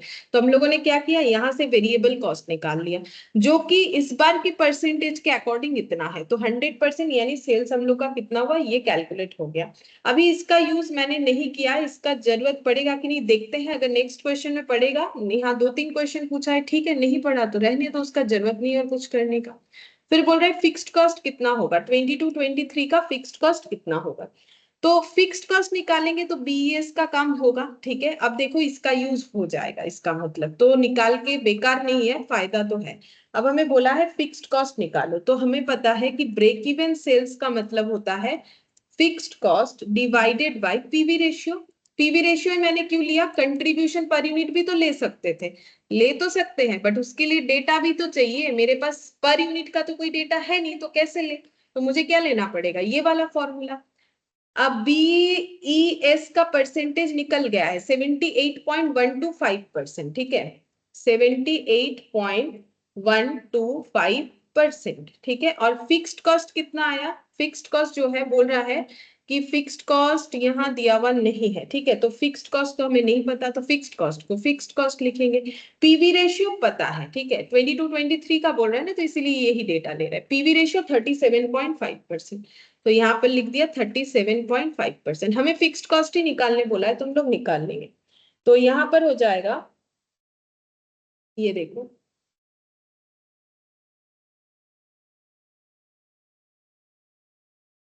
अच्छा यहाँ ब्रेक इवन सेल्स को एक बार अलग से निकाल लेते हैं, ठीक है। तो टोटल सेल 6,40,000, ठीक है, यहाँ भी निकल जाएगा, अगर चाहो तो ऐसे भी लिख सकते हो 6,40,000 इंटू इतना ब्रेक इवन सेल्स, ठीक है, ये तो परसेंटेज में है, ऐसे निकालेंगे ना, दोनों साइड परसेंटेज लिखेंगे तो कैसे आएगा, ब्रेक इवन सेल्स कैसे आएगा, टोटल सेल का इतना परसेंट सेल करेंगे तो break even sales, total sales तो निकाल लिया, अभी अभी हम लोगों ने टोटल सेल्स निकाला, कितना है 6,40,000।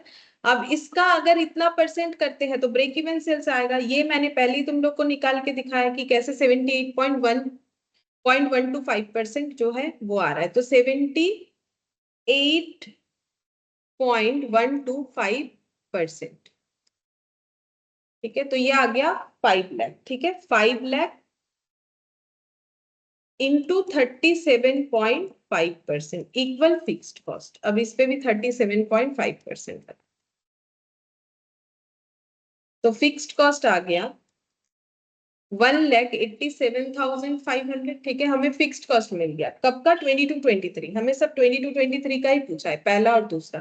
फिर बोल रहा है ब्रेक इवन सेल फॉर 22-23, तो वो तो निकल गया ये वाला। ठीक है, 5 लाख ब्रेक इवन सेल्स निकल गया है ऑलरेडी। ठीक है, तो ब्रेक इवन सेल्स कितना होगा, टोटल सेल्स में कितना परसेंटेज ब्रेक इवन सेल्स है बता दिया है क्वेश्चन खुद ही, 78.125% यानी 5 लाख। ठीक है, तो एक के बाद एक जो है लॉजिक लगाओगे तो निकलेगा, ये कोई रटने वाला चीज नहीं है। देखो अगर हम लाइन बाय लाइन करवा देंगे वो तो रटने वाला चीज हो गया ना, कि इसके बाद ये कर लो इसके बाद वो कर लो। खुद से ट्राई करके देखो कि क्या मेरे पास डेटा गिवन है, उससे हम लोग क्या क्या कैलकुलेट कर सकते हैं। ठीक है, तो यहाँ पर हम लोगों ने ये सभी 22-23 का निकाला हुआ है, 22-23 का ब्रेक इवन सेल्स, 22-23 का फिक्स्ड कॉस्ट। ठीक है, अब तुम लोग बोलोगे ये फॉर्मूला तो मैंने नहीं लिखवा, इसका जरूरत ही क्या है, क्योंकि अगर टोटल सेल्स में परसेंटेज ऑफ ब्रेक इवन बता दिया तो वो लगाने से ही तो हमें पता चल जाएगा कि कितना ब्रेक इवन सेल्स है। ठीक है, ऐसे तो कितना फॉर्मूला ही लिखोगे, ये तो नॉर्मल जो है मैथमेटिक्स है। ठीक है, कि मेरा टोटल सेल में इतना परसेंट ब्रेक इवन सेल्स है, तो वैल्यू में कैसे निकालेंगे, इनटू परसेंटेज लगाओ, जो जितना आंसर आएगा वही मेरा आंसर हो जाएगा। ठीक है, अच्छा अब देखो नेक्स्ट, यहाँ पर नेक्स्ट हम लोग करेंगे इलास्ट्रेशन, ये बाद में करेंगे। ठीक है, ये ड्रॉ करने बोला है तो इसीलिए इसको बाद में करेंगे, ये चार्ट है, ये भी ग्राफ है। ठीक है, तो वो ड्रॉ वगैरह हम लोग बाद में करेंगे। अभी हम लोग ये वाला देखेंगे, इलास्ट्रेशन 7 बोल रहा है एक company earn a profit of 30,000 during the year. Company ने प्रॉफिट अर्न किया है 30,000 इफ द मार्जिनल कॉस्ट यानी variable cost and selling price of the product are 8 and 10। तो सेलिंग प्राइस 10 है, मार्जिनल कॉस्ट यानी कि वेरिएबल कॉस्ट 8 है।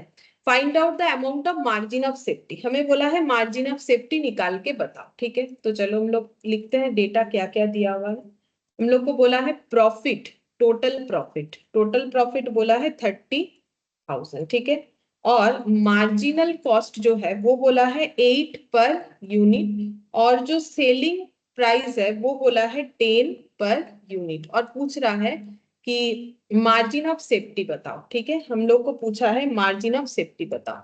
अब ना तो रुपीस बोला है ना तो यूनिट बोला है, हम लोग दोनों तरीके से निकालेंगे। ठीक है, अच्छा तो देखो मार्जिन ऑफ सेफ्टी कैसे निकलेगा, margin of safety in unit कैसे निकलेगा। तो मार्जिन ऑफ सेफ्टी का मतलब मैंने क्या बताया था, वो प्रॉफिट जो ब्रेक इवन सेल्स को पार करने के बाद हमारे पास आ जाएगा। ठीक है, तो प्रॉफिट उसी को बोलते हैं। अगर ब्रेक इवन सेल्स हो चुका है यानी zero, no profit no loss, उसके बाद जो प्रॉफिट है वही मेरा जो है मार्जिन ऑफ सेफ्टी है। तो 30,000 प्रॉफिट चल रहा है। ठीक है, अब ये प्रॉफिट कैसे रिकवर हुआ है, कितना कंट्रीब्यूशन पे रिकवर हुआ है, तो कंट्रीब्यूशन पर यूनिट कितना करके है 10-2 यानी कि सॉरी 10-8 यानी कि 2। तो ये देखो 30,000 डिवाइडेड बाय 2 पर यूनिट, तो ये कितना आ जाएगा 15,000 यूनिट। क्योंकि मार्जिन ऑफ सेफ्टी का क्या सिखाया था मैंने, मार्जिन ऑफ सेफ्टी देखो मैंने फॉर्मूले में बताया भी था, टोटल प्रॉफिट बाय कंट्रीब्यूशन, और उसको मैंने लॉजिकली भी तुम लोग को समझाया ये कैसे पॉसिबल है। ये देखो मैंने बोला था कि टोटल प्रॉफिट को रिकवर करना है, और मेरा कंट्रीब्यूशन 5 रुपीज करके है, तो 5 से डिवाइड करेंगे तो जो है मुझे दिख जाएगा कितना करके हो रहा है। ठीक है, तो उस तरीके से यहाँ पर भी होगा सेम फॉर्मूले से। ठीक है, मार्जिन ऑफ सेफ्टी, तो मार्जिन ऑफ सेफ्टी मतलब कितना मेरा प्रॉफिट है, तो प्रॉफिट इतना है, और कितने कंट्रीब्यूशन के बदले है, एक एक यूनिट पे 2 रुपीज का कंट्रीब्यूशन है। ठीक है, तो इसका मतलब 30,000 का जो वैल्यू वो रिकवर करने के लिए 15,000 यूनिट हमें सेल करना पड़ेगा। और मार्जिन ऑफ सेफ्टी अगर रुपीज में निकालना चाहते हो तो वो भी आसान है, 15,000 यूनिट हमें सेल करने से मार्जिन ऑफ सेफ्टी मिलेगा, एक यूनिट 10 रुपए में सेल करते हैं, तो इसका मतलब टोटल कितना हो जाएगा 1,50,000। 1,50,000 हम लोग का margin of safety in rupees में निकल जाएगा। ठीक है, तो इस तरीके से होगा, बाकी तुम लोग और भी फॉर्मूला है उससे भी करके देख सकते हो। ठीक है, उससे भी होगा, सभी फॉर्मूले से होगा, लेकिन कंसेप्ट याद रखो मेनली, तो उसे अप्लाई कर सकोगे। अच्छा अब इसके बाद 8th नंबर देखो क्या बोल रहा है, a limited maintains margin of safety 37.5%। with an overall contribution to sales ratio of 40%, its fixed cost amount to 5 lakh. Calculate करने बोला है break even sales, total sales, variable cost, current profit, new margin of safety if sales volume is increased by 7.5%। ठीक है, चलो check करते हैं क्या क्या पहले डेटा गिवन है वो लिखते हैं।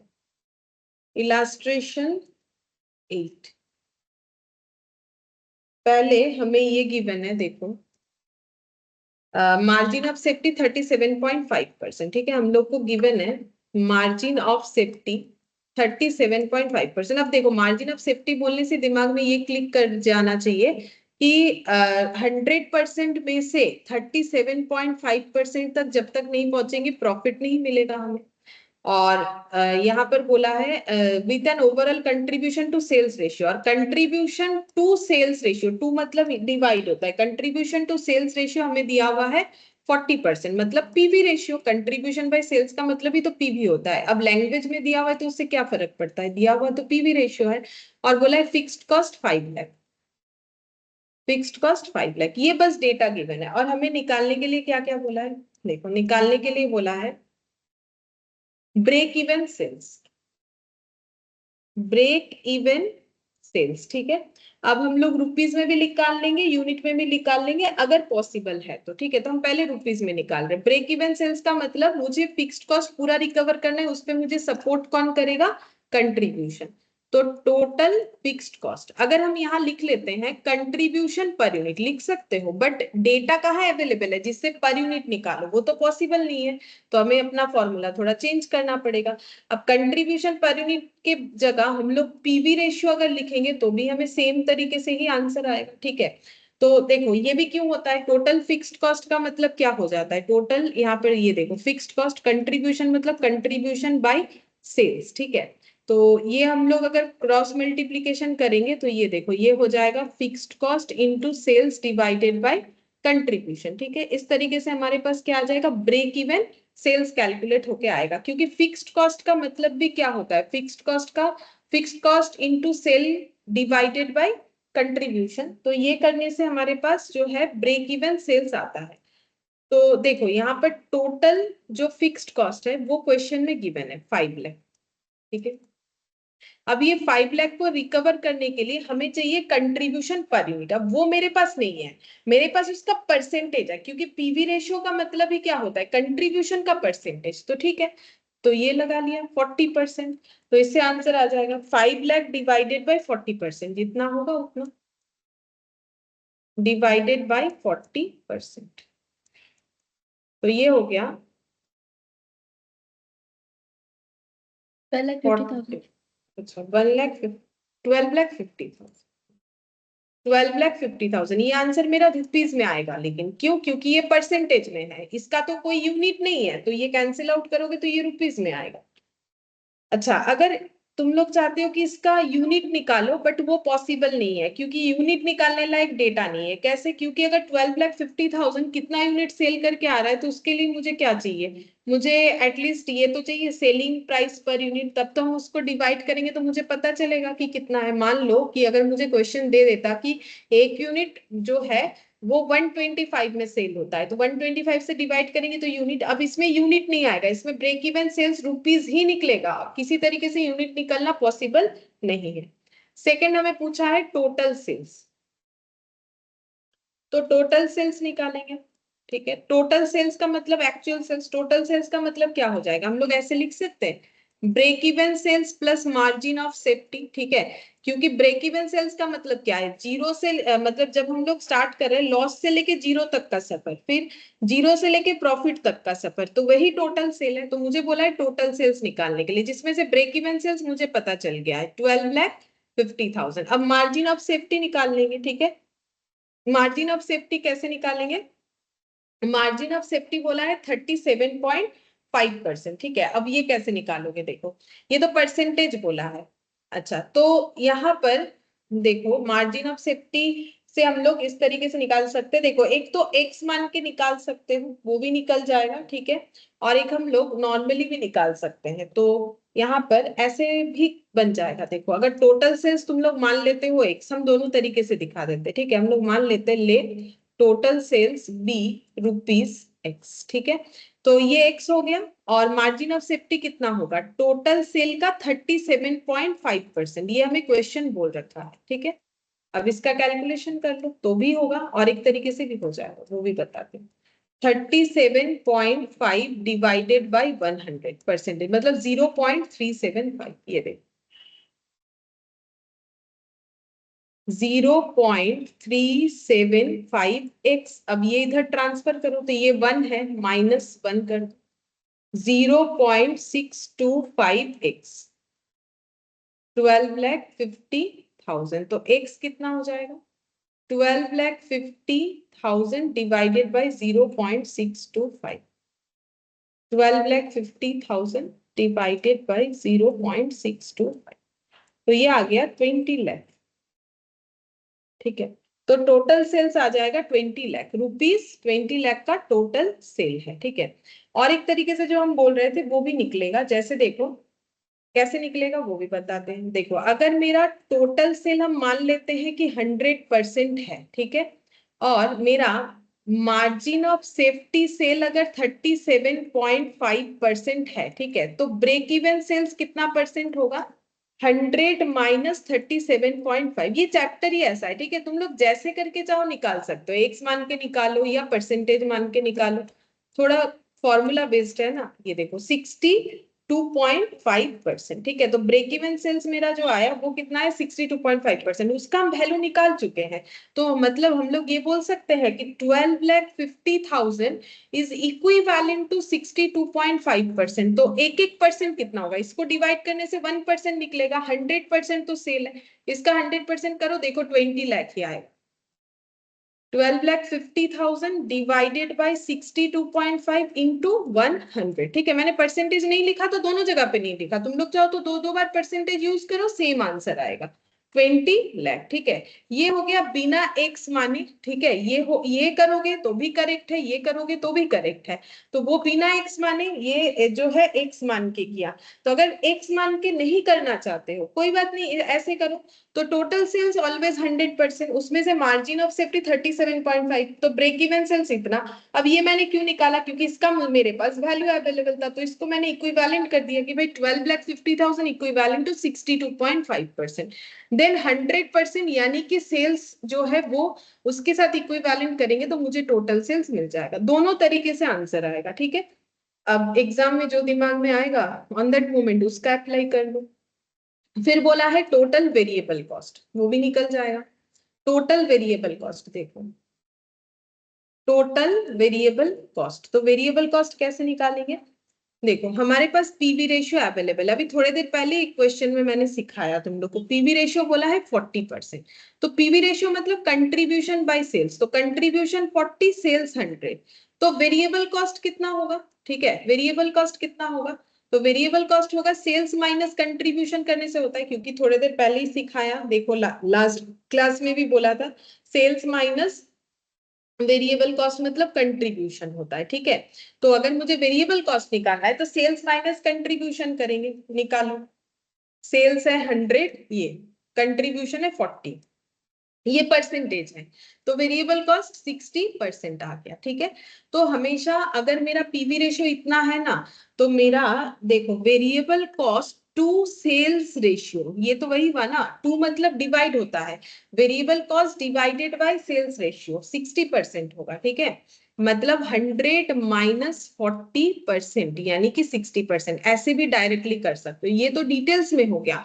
बाकी अगर कंट्रीब्यूशन का रेशियो आउट ऑफ सेल्स 40% है, ठीक है, तो variable cost out of sales 60% होगा, क्योंकि कंट्रीब्यूशन अगर 40 है और सेल्स 100 है तो वेरिएबल कॉस्ट तो 60 होगा, और आउट ऑफ सेल्स उसका परसेंटेज देखेंगे तो 60/100 और इनटू 100 यानी 60% होगा, ठीक है। अच्छा, अब फिर टोटल वेरिएबल कॉस्ट कितना हो जाएगा, टोटल वेरिएबल कॉस्ट हो जाएगा, तो देखो टोटल सेल्स कितना है, टोटल सेल्स आया 20 लाख, ठीक है, टोटल सेल्स आया मेरा 20 लाख। तो 20 लाख का 60% मेरा वेरिएबल कॉस्ट है, पूरे सेल्स में 60% मेरा वेरिएबल कॉस्ट है, तो 20 लाख का 60% 12 लाख होगा शायद, हाँ 12 लाख ही होना चाहिए। तो 12 लाख जो है ये हम लोग का हो गया वेरिएबल कॉस्ट, ठीक है, यहां पर पूछा। फिर करेंट प्रॉफिट,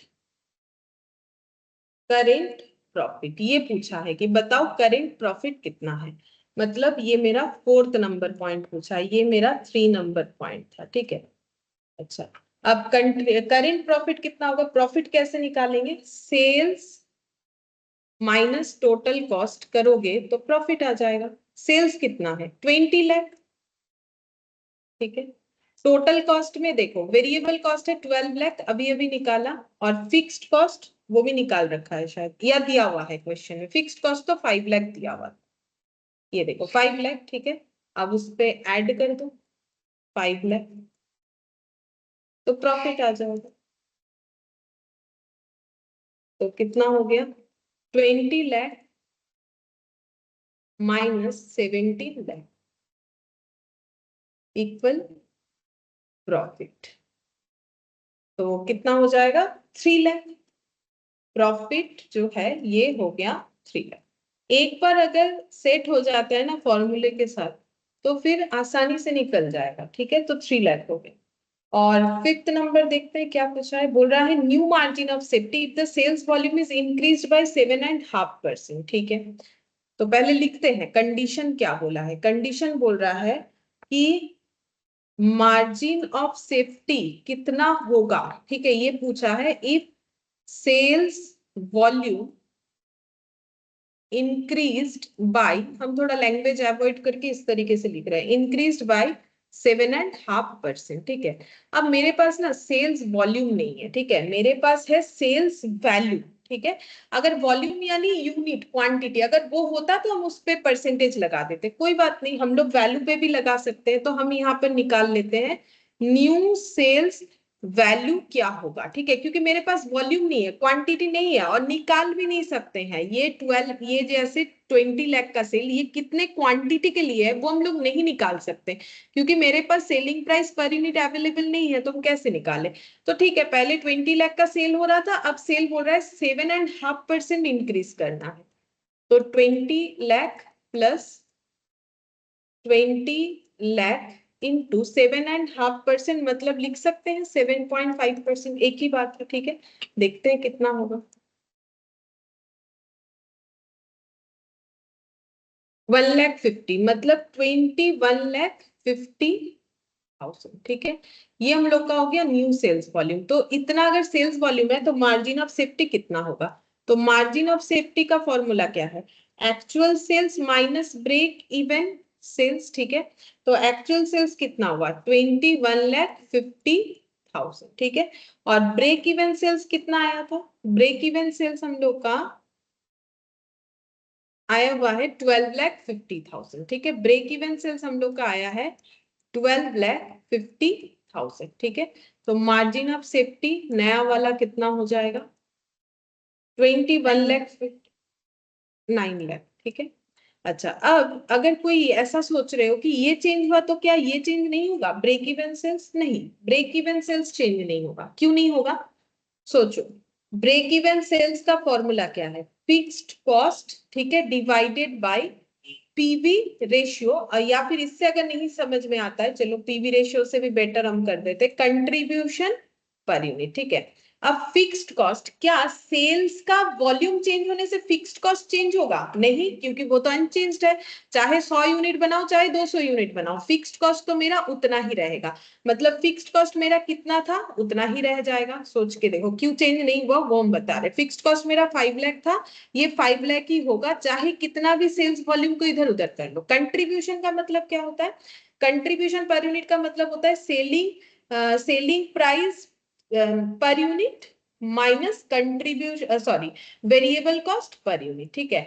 तो अब ये पर यूनिट कैसे चेंज होगा, क्योंकि हम लोगों का तो वॉल्यूम मतलब क्वांटिटी चेंज किया, हम लोगों ने तो सेलिंग प्राइस या वेरिएबल कॉस्ट में चेंज नहीं किया है कि कंट्रीब्यूशन चेंज हो, वो पहले भी जितना था अभी भी उतना ही है।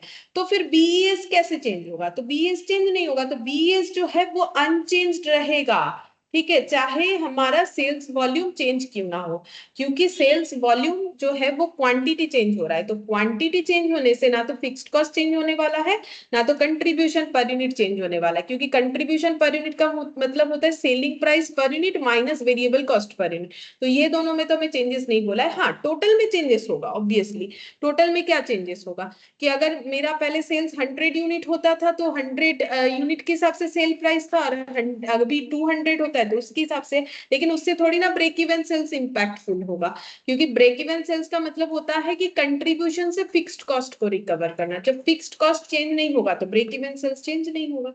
तो मार्जिन ऑफ सेफ्टी मेरा आ जाता है 9 लाख, ये अनचेंज रहेगा, इस बात का ध्यान रखना है। अगर नहीं समझ में आता है तो करके देख लोगे एग्जाम में, अभी तो देखो टाइम है, टाइम के साथ इसको प्रैक्टिस करोगे तो समझ में आएगा और भी अच्छे से।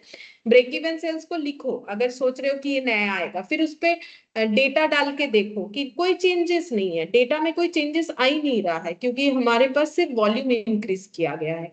तो फिर इसका मतलब 9 लाख जो है मार्जिन ऑफ सेफ्टी होगा। अच्छा, अब देखते हैं नेक्स्ट। इसके बाद ये जो है, ये कुछ एलाबोरेटिव है, ये हम लोग बाद में करेंगे। चलो अभी हम लोग यहाँ से थोड़ा यहाँ आ जाते हैं क्वेश्चन करने के लिए। देखो ये वाला क्वेश्चन करते हैं। क्वेश्चन नंबर 1 ये हम लोगों ने किया हुआ है। चलो क्वेश्चन नंबर 2 देखते हैं क्या बोला है। The ratio of variable cost to sales is 70%, मतलब variable cost divided by sales 70% है। ब्रेक इवन पॉइंट है, ब्रेक इवन पॉइंट कब जनरेट होता है? 60% of the capacity of sales, मतलब जब हम लोग पूरे सेल का 60% सेल कर लेते हैं तो हमारा ब्रेक इवन आता है, मतलब नो प्रॉफिट नो लॉस। बोला है find the capacity sales when fixed cost are 90,000 also compute profit at 75% of the capacity sales। बोल रहा है कि वो सेल्स कैपेसिटी बताओ अगर मेरा फिक्स्ड कॉस्ट 90,000 है और 75% प्रॉफिट कब होगा, प्रॉफिट बताओ अगर हम लोग सेल कर रहे हैं कैपेसिटी का 75%। बताते हैं, देखो यहाँ पर लिखो क्वेश्चन नंबर, ठीक है। तो पहले हमें क्या क्या दिया है, देखो क्वेश्चन में बोला है variable cost divided by sales बोला हुआ है। देखो रेशियो मतलब डिवाइड फॉर्म में, something divided by something. Variable cost to sales 70%, मतलब 70 बाय 100, 70% का मतलब 70 बाय 100। और क्या बोला है, break even point 60% of the capacity sale. तो ब्रेक इवन पॉइंट क्या बोला है, 60% ऑफ सेल्स। कैपेसिटी सेल्स मतलब जितना कैपेसिटी है, तो सिर्फ सेल्स लिख दिया। और क्या बोला है क्वेश्चन में, और बोला है कि फिक्स्ड कॉस्ट जब 90,000 है तो हमें सेल्स निकाल के बताना है। पहला क्वेश्चन ये है, अगर फिक्स्ड कॉस्ट मेरा 90,000 है तो बोल रहा है बताओ सेल्स कितना होगा। ये पहला क्वेश्चन है, तो पहले इस क्वेश्चन को हम लोग डील करते हैं। देखो तो देखो यहाँ पर 60% ऑफ सेल्स है मेरा ब्रेक इवन पॉइंट, ठीक है। तो सबसे पहले देखो अगर हम लोग ब्रेक इवन पॉइंट का सेल्स निकाल लेते हैं, ठीक है, ब्रेक इवन पॉइंट का सेल्स निकाल लेते हैं, तो फिक्स्ड कॉस्ट डिवाइडेड बाय क्या होता है, पीवी रेशियो, ठीक है। अब ये फॉर्मूला क्यों यूज किया, अभी लिखने से समझ में आएगा। देखो बीपी जो है ये कैसे कैलकुलेट होगा, फिक्स्ड कॉस्ट बता दिया है कितना, 90,000, ठीक है। और जो पीवी रेशियो है वो कितना होगा, अभी तुम लोग को सिखाया कि variable cost to sales ratio अगर 70% है तो पीवी रेशियो कितना आ जाएगा। पीवी रेशियो का मतलब क्या होता है, कंट्रीब्यूशन बाय सेल्स। सेल्स कितना है, 100 ही है, ठीक है। परसेंटेज में तो हम लोग इक्विवेलेंट कर सकते हैं ना। सेल्स 100 है, वेरिएबल कॉस्ट 70 है, तो कंट्रीब्यूशन कितना होगा, सेल्स माइनस वेरिएबल कॉस्ट यानी 30, और 30 बाई 100 का परसेंटेज करोगे तो 30%, ठीक है। तो ब्रेक इवन पॉइंट हम लोग का कितना हो जाएगा, 90,000 डिवाइडेड बाई 30%, डिवाइडेड बाई 30%, ठीक है। तो ये हो गया 3 लाख। तो ब्रेक इवन पॉइंट या इसको ब्रेक इवन, ये मेरा वैल्यू में आया, रुपीज में आया, ठीक है। ये रुपीज में आया क्योंकि मैंने पीवी रेशियो का फॉर्मूला लगाया, मैंने कंट्रीब्यूशन पर यूनिट का फॉर्मूला नहीं लगाया। अगर वो लगाते तो उसमें भी आंसर आएगा। ये देखो ऐसा मत सोचो कि वो फॉर्मूला लगाए ये नहीं लगाए, यूनिट में भी हो। फिक्स्ड कॉस्ट कितना है, 90,000, ठीक है, 90,000। और कंट्रीब्यूशन पर यूनिट कितना है, sales minus variable cost 100 minus 70, ठीक है, तो ये हो जाएगा 30। तो ये डिवाइड करने से हम लोग का आ जाएगा 90,000 डिवाइडेड बाय 30, तो ये हो जाएगा 3000, ठीक है, इसमें भी आएगा 3000 यूनिट, ठीक है। अब देखो हमें बोला है कि अगर फिक्स्ड कॉस्ट इतना है, हम लोग को बोल रहा है कि सेल्स कितना होगा, ठीक है, तो टोटल सेल्स इक्वल टू हो जाएगा, देखो ये जो 3 लाख आया ये कितने परसेंट के बराबर है, 60%। कैसे पता चला, क्योंकि ब्रेक इवन पॉइंट क्या है, 60% ऑफ सेल्स है। अगर सेल्स मेरा 3 लाख है, ब्रेक इवन सेल्स अगर मेरा 3 लाख है, तो हम लोग बोल सकते हैं कि ये मेरा 3 lakh equal to 60% of sale 1। अगर चाहो तो ऐसे लिख लो, अगर ऐसा नहीं लिखना चाहते हो ऐसे भी लिख सकते हो। हमें पता है क्वेश्चन में गिवन है कि BP equal to 60% of sales, ठीक है, तो बीपी कितना 3 लाख, 60% ऑफ सेल्स, ऑफ मतलब मल्टीप्लीकेशन, सेल्स का एस लिख दिया, तो S equal to 3 lakh divided by 60%,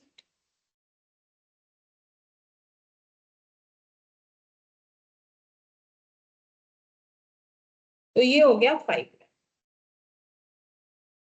ठीक है। तो सेल्स हम लोग का कितना निकल के आ गया, ये सब रुपीस में आ रहा है बिकॉज ये रुपीस में है, ठीक है, तो ये हम लोग का हो गया 5 लाख। तो पहले क्वेश्चन का आंसर आ गया कि अगर हम लोग का फिक्स्ड कॉस्ट जो है वो 90,000 है, तो कैपेसिटी सेल कितना है, तो टोटल कैपेसिटी सेल है हम लोग का 5 लाख। अब हमें क्या निकालने बोला है कि अगर हम लोग 75% ऑफ द कैपेसिटी सेल करते हैं तो हम लोग का प्रॉफिट कितना होगा, ये निकाल के बताना। तो ये तो आसान है, देखो हमें बोला है कि profit at 75% of capacity sale. अगर हम लोग जितना सेलिंग कैपेसिटी है उसका 75% सेल करेंगे तो प्रॉफिट कितना होगा, तो प्रॉफिट कैसे निकालते हैं, sales minus total cost equal to profit, ठीक है।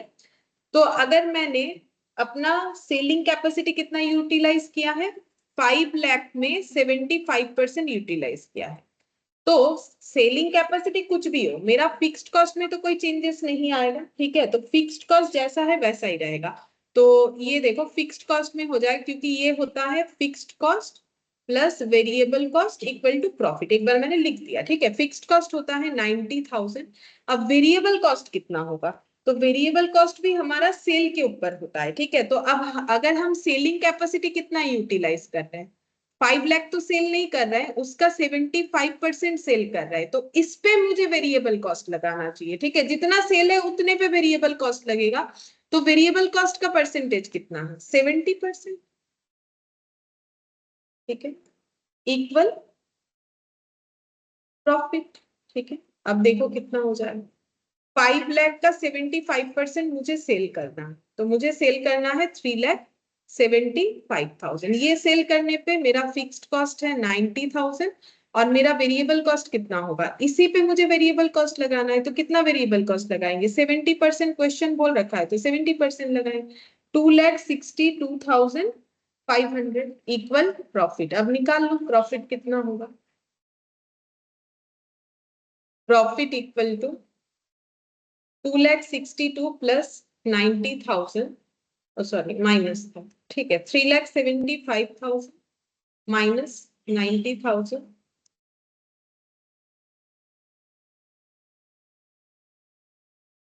माइनस 2,62,500, तो ये आ गया 22,500, इतना प्रॉफिट आ गया। तो अगर हम लोग इतना कैपेसिटी सेल यूटिलाइज, देखो सेल चेंज होगा तो वेरिएबल कॉस्ट चेंज होगा, ना कि फिक्स्ड कॉस्ट। तो अगर सेल इतना रुपए का होगा तो वेरिएबल कॉस्ट भी इतने रुपए के परसेंटेज में लगेगा। अब मेरे पास यूनिट नहीं, अगर मेरे पास यूनिट होता कि 5 लाख रुपए का सेल करने का यूनिट कितना है, तो हम उतने पे वेरिएबल कॉस्ट पर यूनिट लगाते, ना तो मेरे पास सेलिंग क्वांटिटी यूनिट में है ना तो वेरिएबल कॉस्ट, तो टोटल सेल पे लगाएंगे। इतना 3,75,000 का सेल होगा तो उसका 70% जो है मुझे वेरिएबल कॉस्ट लगाना पड़ेगा, क्योंकि परसेंटेज ऑफ वेरिएबल कॉस्ट मेरा 70% ही है। अच्छा, अब ये वाला देखो, यही वाला जो है बोल रहा है you are required to compute, you are required to compute determine profit when sale is 2 lakh, fixed cost 40,000, BP 1,60,000। हमें प्रॉफिट बताना है जब सेल्स 2 लाख है, फिक्स्ड कॉस्ट 40,000 है और ब्रेक इवन पॉइंट हम लोग का 1,60,000 है। तो देखो कैसे होगा? क्वेश्चन नंबर 3, प्रॉफिट बताना है व्हेन सेल्स, कितना बता रखा है, सेल्स 2 लाख, फिक्स्ड कॉस्ट 40,000 और बीपी 1,60,000। ये डेटा गिवन है, ठीक है। अब जैसा मन चाहे निकाल सकते हो, अलग अलग तरीके से निकल सकता है, ठीक है। तो देखो यहाँ पर हम लिख रहे हैं सिंपल, अगर ऐसे करोगे सबसे सिंपल तरीका, sales minus total cost profit होता है, ठीक है। सेल्स कितना है, 2 लाख, और टोटल कॉस्ट में क्या आता है, वेरिएबल कॉस्ट और फिक्स्ड कॉस्ट, ठीक है। वेरिएबल कॉस्ट और फिक्स्ड कॉस्ट, फिक्स्ड कॉस्ट हमें पता है 40,000, तो वो मैंने लिख दिया, तुम लोग थोड़ा और भी मैनेज करके लिख लेना, ठीक है। इसमें मतलब और भी वेरिएबल कॉस्ट प्लस ये इस तरीके से, मतलब हम ये बोल रहे हैं ऐसे लिख लेना, variable cost plus fixed cost फिर इक्वल टू प्रॉफिट, इसमें पूरा लिखना चाहिए, ठीक है। तो sales minus variable cost minus fixed cost equal to profit. तो 2 लाख माइनस यहाँ पर 2 लाख, यहाँ पर 2 लाख माइनस 40,000, ये हम लोग का हो जाएगा 1,60,000, या फिर ऐसे भी कर सकते हो, ये देखो, हाँ 1,60,000 कर लेते हैं, minus variable cost equal to कितना हो गया, प्रॉफिट, ठीक है। अच्छा, अब बी पे दिया हुआ है 1,60,000, हम लोग यहाँ से वेरिएबल कॉस्ट कैसे निकालेंगे, इस बीपी का यूज करके निकाल सकते हैं। अच्छा, कैसे पॉसिबल है, देखो 1,60,000, ये तो नेट करके आ गया। वेरिएबल कॉस्ट कैसे होता है, सेल्स इनटू वेरिएबल कॉस्ट का परसेंटेज, तो सेल्स तो हमें पता है 2 लाख, ठीक है। अगर हम यहाँ पर निकाल ले परसेंटेज ऑफ वेरिएबल कॉस्ट, तो मुझे प्रॉफिट पता चल जाएगा। अब वो कैसे निकालेंगे, देखो बीपी दिया हुआ है रुपीस में, देखो बीपी दिया हुआ है रुपीस में 1,60,000, ठीक है। तो बीपी का मतलब क्या होता है, बीपी का फॉर्मूला होता है, ये देखो, fixed cost divided by PV ratio, ठीक है। तो ये है 1,60,000, फिक्स्ड कॉस्ट कितना है 40,000, पीवी रेशियो निकल जाएगा, तो पीवी रेशियो कितना हो गया 40/1,60,000, 40 डिवाइडेड बाई 1,60,000, ठीक है। तो ये कितना आ जाएगा, परसेंटेज में कर लेंगे या पॉइंट में भी रख सकते हैं, 40,000 डिवाइडेड बाई 1,60,000, तो ये आ गया 0.25, मतलब 25%, ठीक है। 0.25 का मतलब 25%, तो बेसिकली इस पे 0.25 लगाओ तो भी तुम लोग का जो आंसर आएगा नॉर्मली भी वही आएगा। तो 2 लाख का 0.25 मतलब 50,000, तो 1,60,000 माइनस 50,000 इक्वल प्रॉफिट, ठीक है। तो प्रॉफिट इक्वल टू हो जाएगा 1 लाख, ये आ जाएगा 2 लाख का 25%, 2 लाख इंटू 0.25, 50,000 आ रहा है, ये 1,60,000, एक सेकंड, मेरा 10,000 आना चाहिए, क्या गलत हो गया, 2 लाख इंटू 25%, सेल्स है 2 लाख, वेरिएबल कॉस्ट 2 लाख का 0.25%, मतलब 50,000, और 2 लाख माइनस 40,000 तो 1,60,000 ही होगा। तो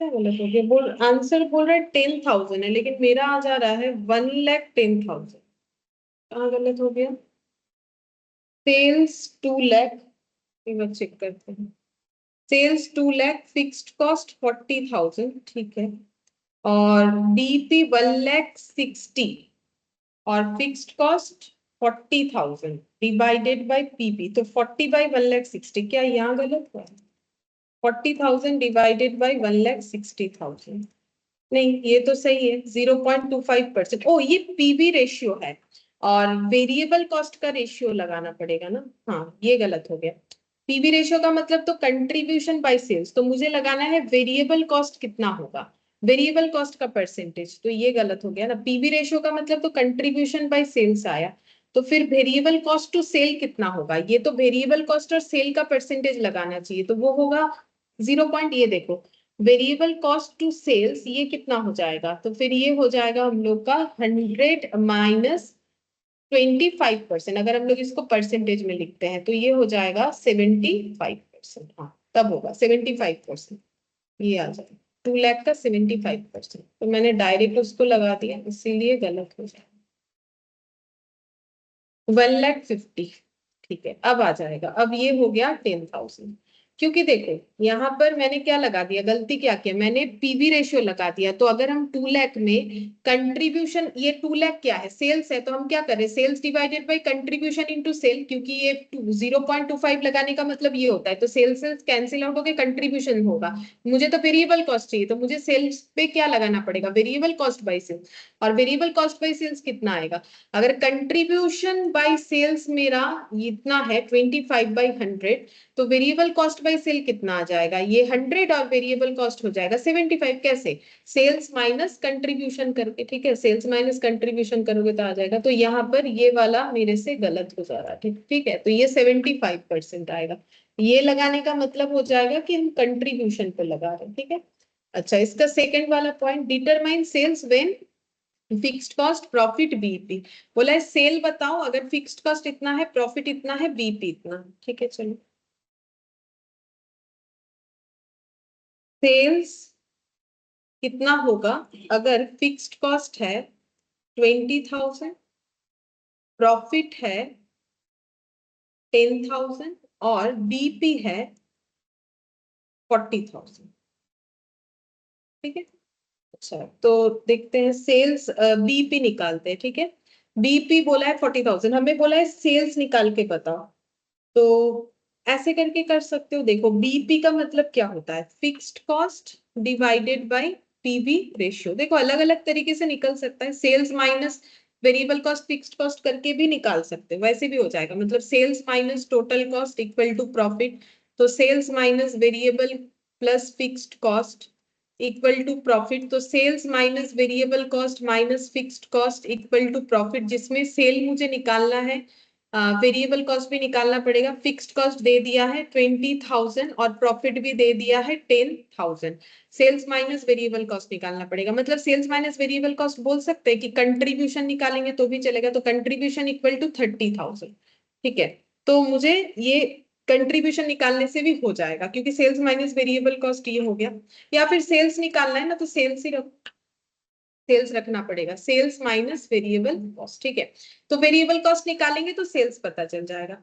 तो ब्रेक इवन पॉइंट है 40,000, फिक्स्ड कॉस्ट है 20,000, तो पीवी रेशियो कितना है, तो पीवी रेशियो आ जाएगा, ये हो जाएगा मेरा 20,000 डिवाइडेड बाई 40,000। तो 20,000 बाई 40,000 ये हो गया मेरा 0.5, यानी कि 50%, ठीक है। तो कंट्रीब्यूशन बाय सेल्स का रेशियो हो गया 50%, ठीक है। तो मुझे चाहिए वेरिएबल कॉस्ट बाय सेल्स का रेशियो, वो कितना होगा, तो फिर ये 100 ही रहेगा, और वेरिएबल कॉस्ट कितना हो जाएगा 50 हो जाएगा, क्योंकि इसका मतलब तो 50/100, तो 50/100 50%। तो सेल्स माइनस यहाँ पर जो वेरिएबल कॉस्ट है वो हम लोग का हो जा रहा है 50% ऑफ सेल। तो ये देखो 50% ऑफ सेल, सेल मतलब एस लिख दिया, ठीक है। अब 50% मतलब कितना, 50 डिवाइडेड बाई 100, ठीक है। तो ये हो गया एस माइनस 0.5 एस, यहाँ से एस सॉल्व हो जाएगा, जैसे एक्स तुम लोग सॉल्व करते -1, मतलब 0.5 एस इक्वल 30,000, ठीक है। यहाँ से एस निकाल लो, एस कितना हो जाएगा, एस हो जाएगा, यहाँ दिखा देते हैं, 30,000 divided by 0.5,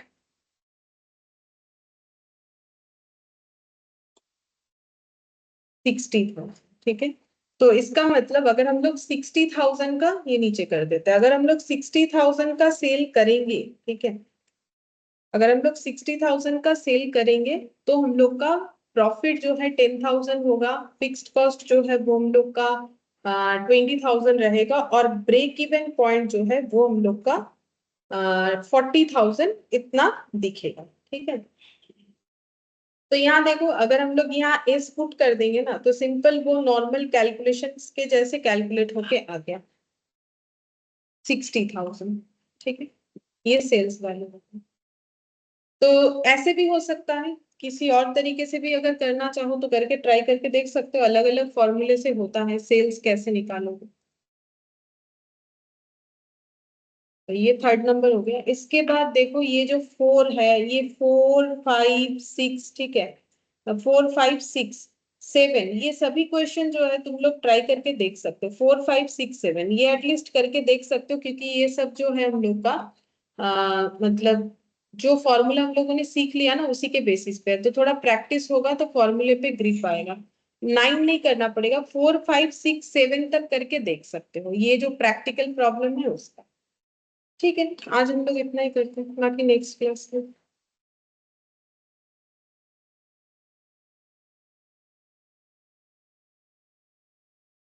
thank you ma'am. ठीक है, bye thank you ma'am. Bye.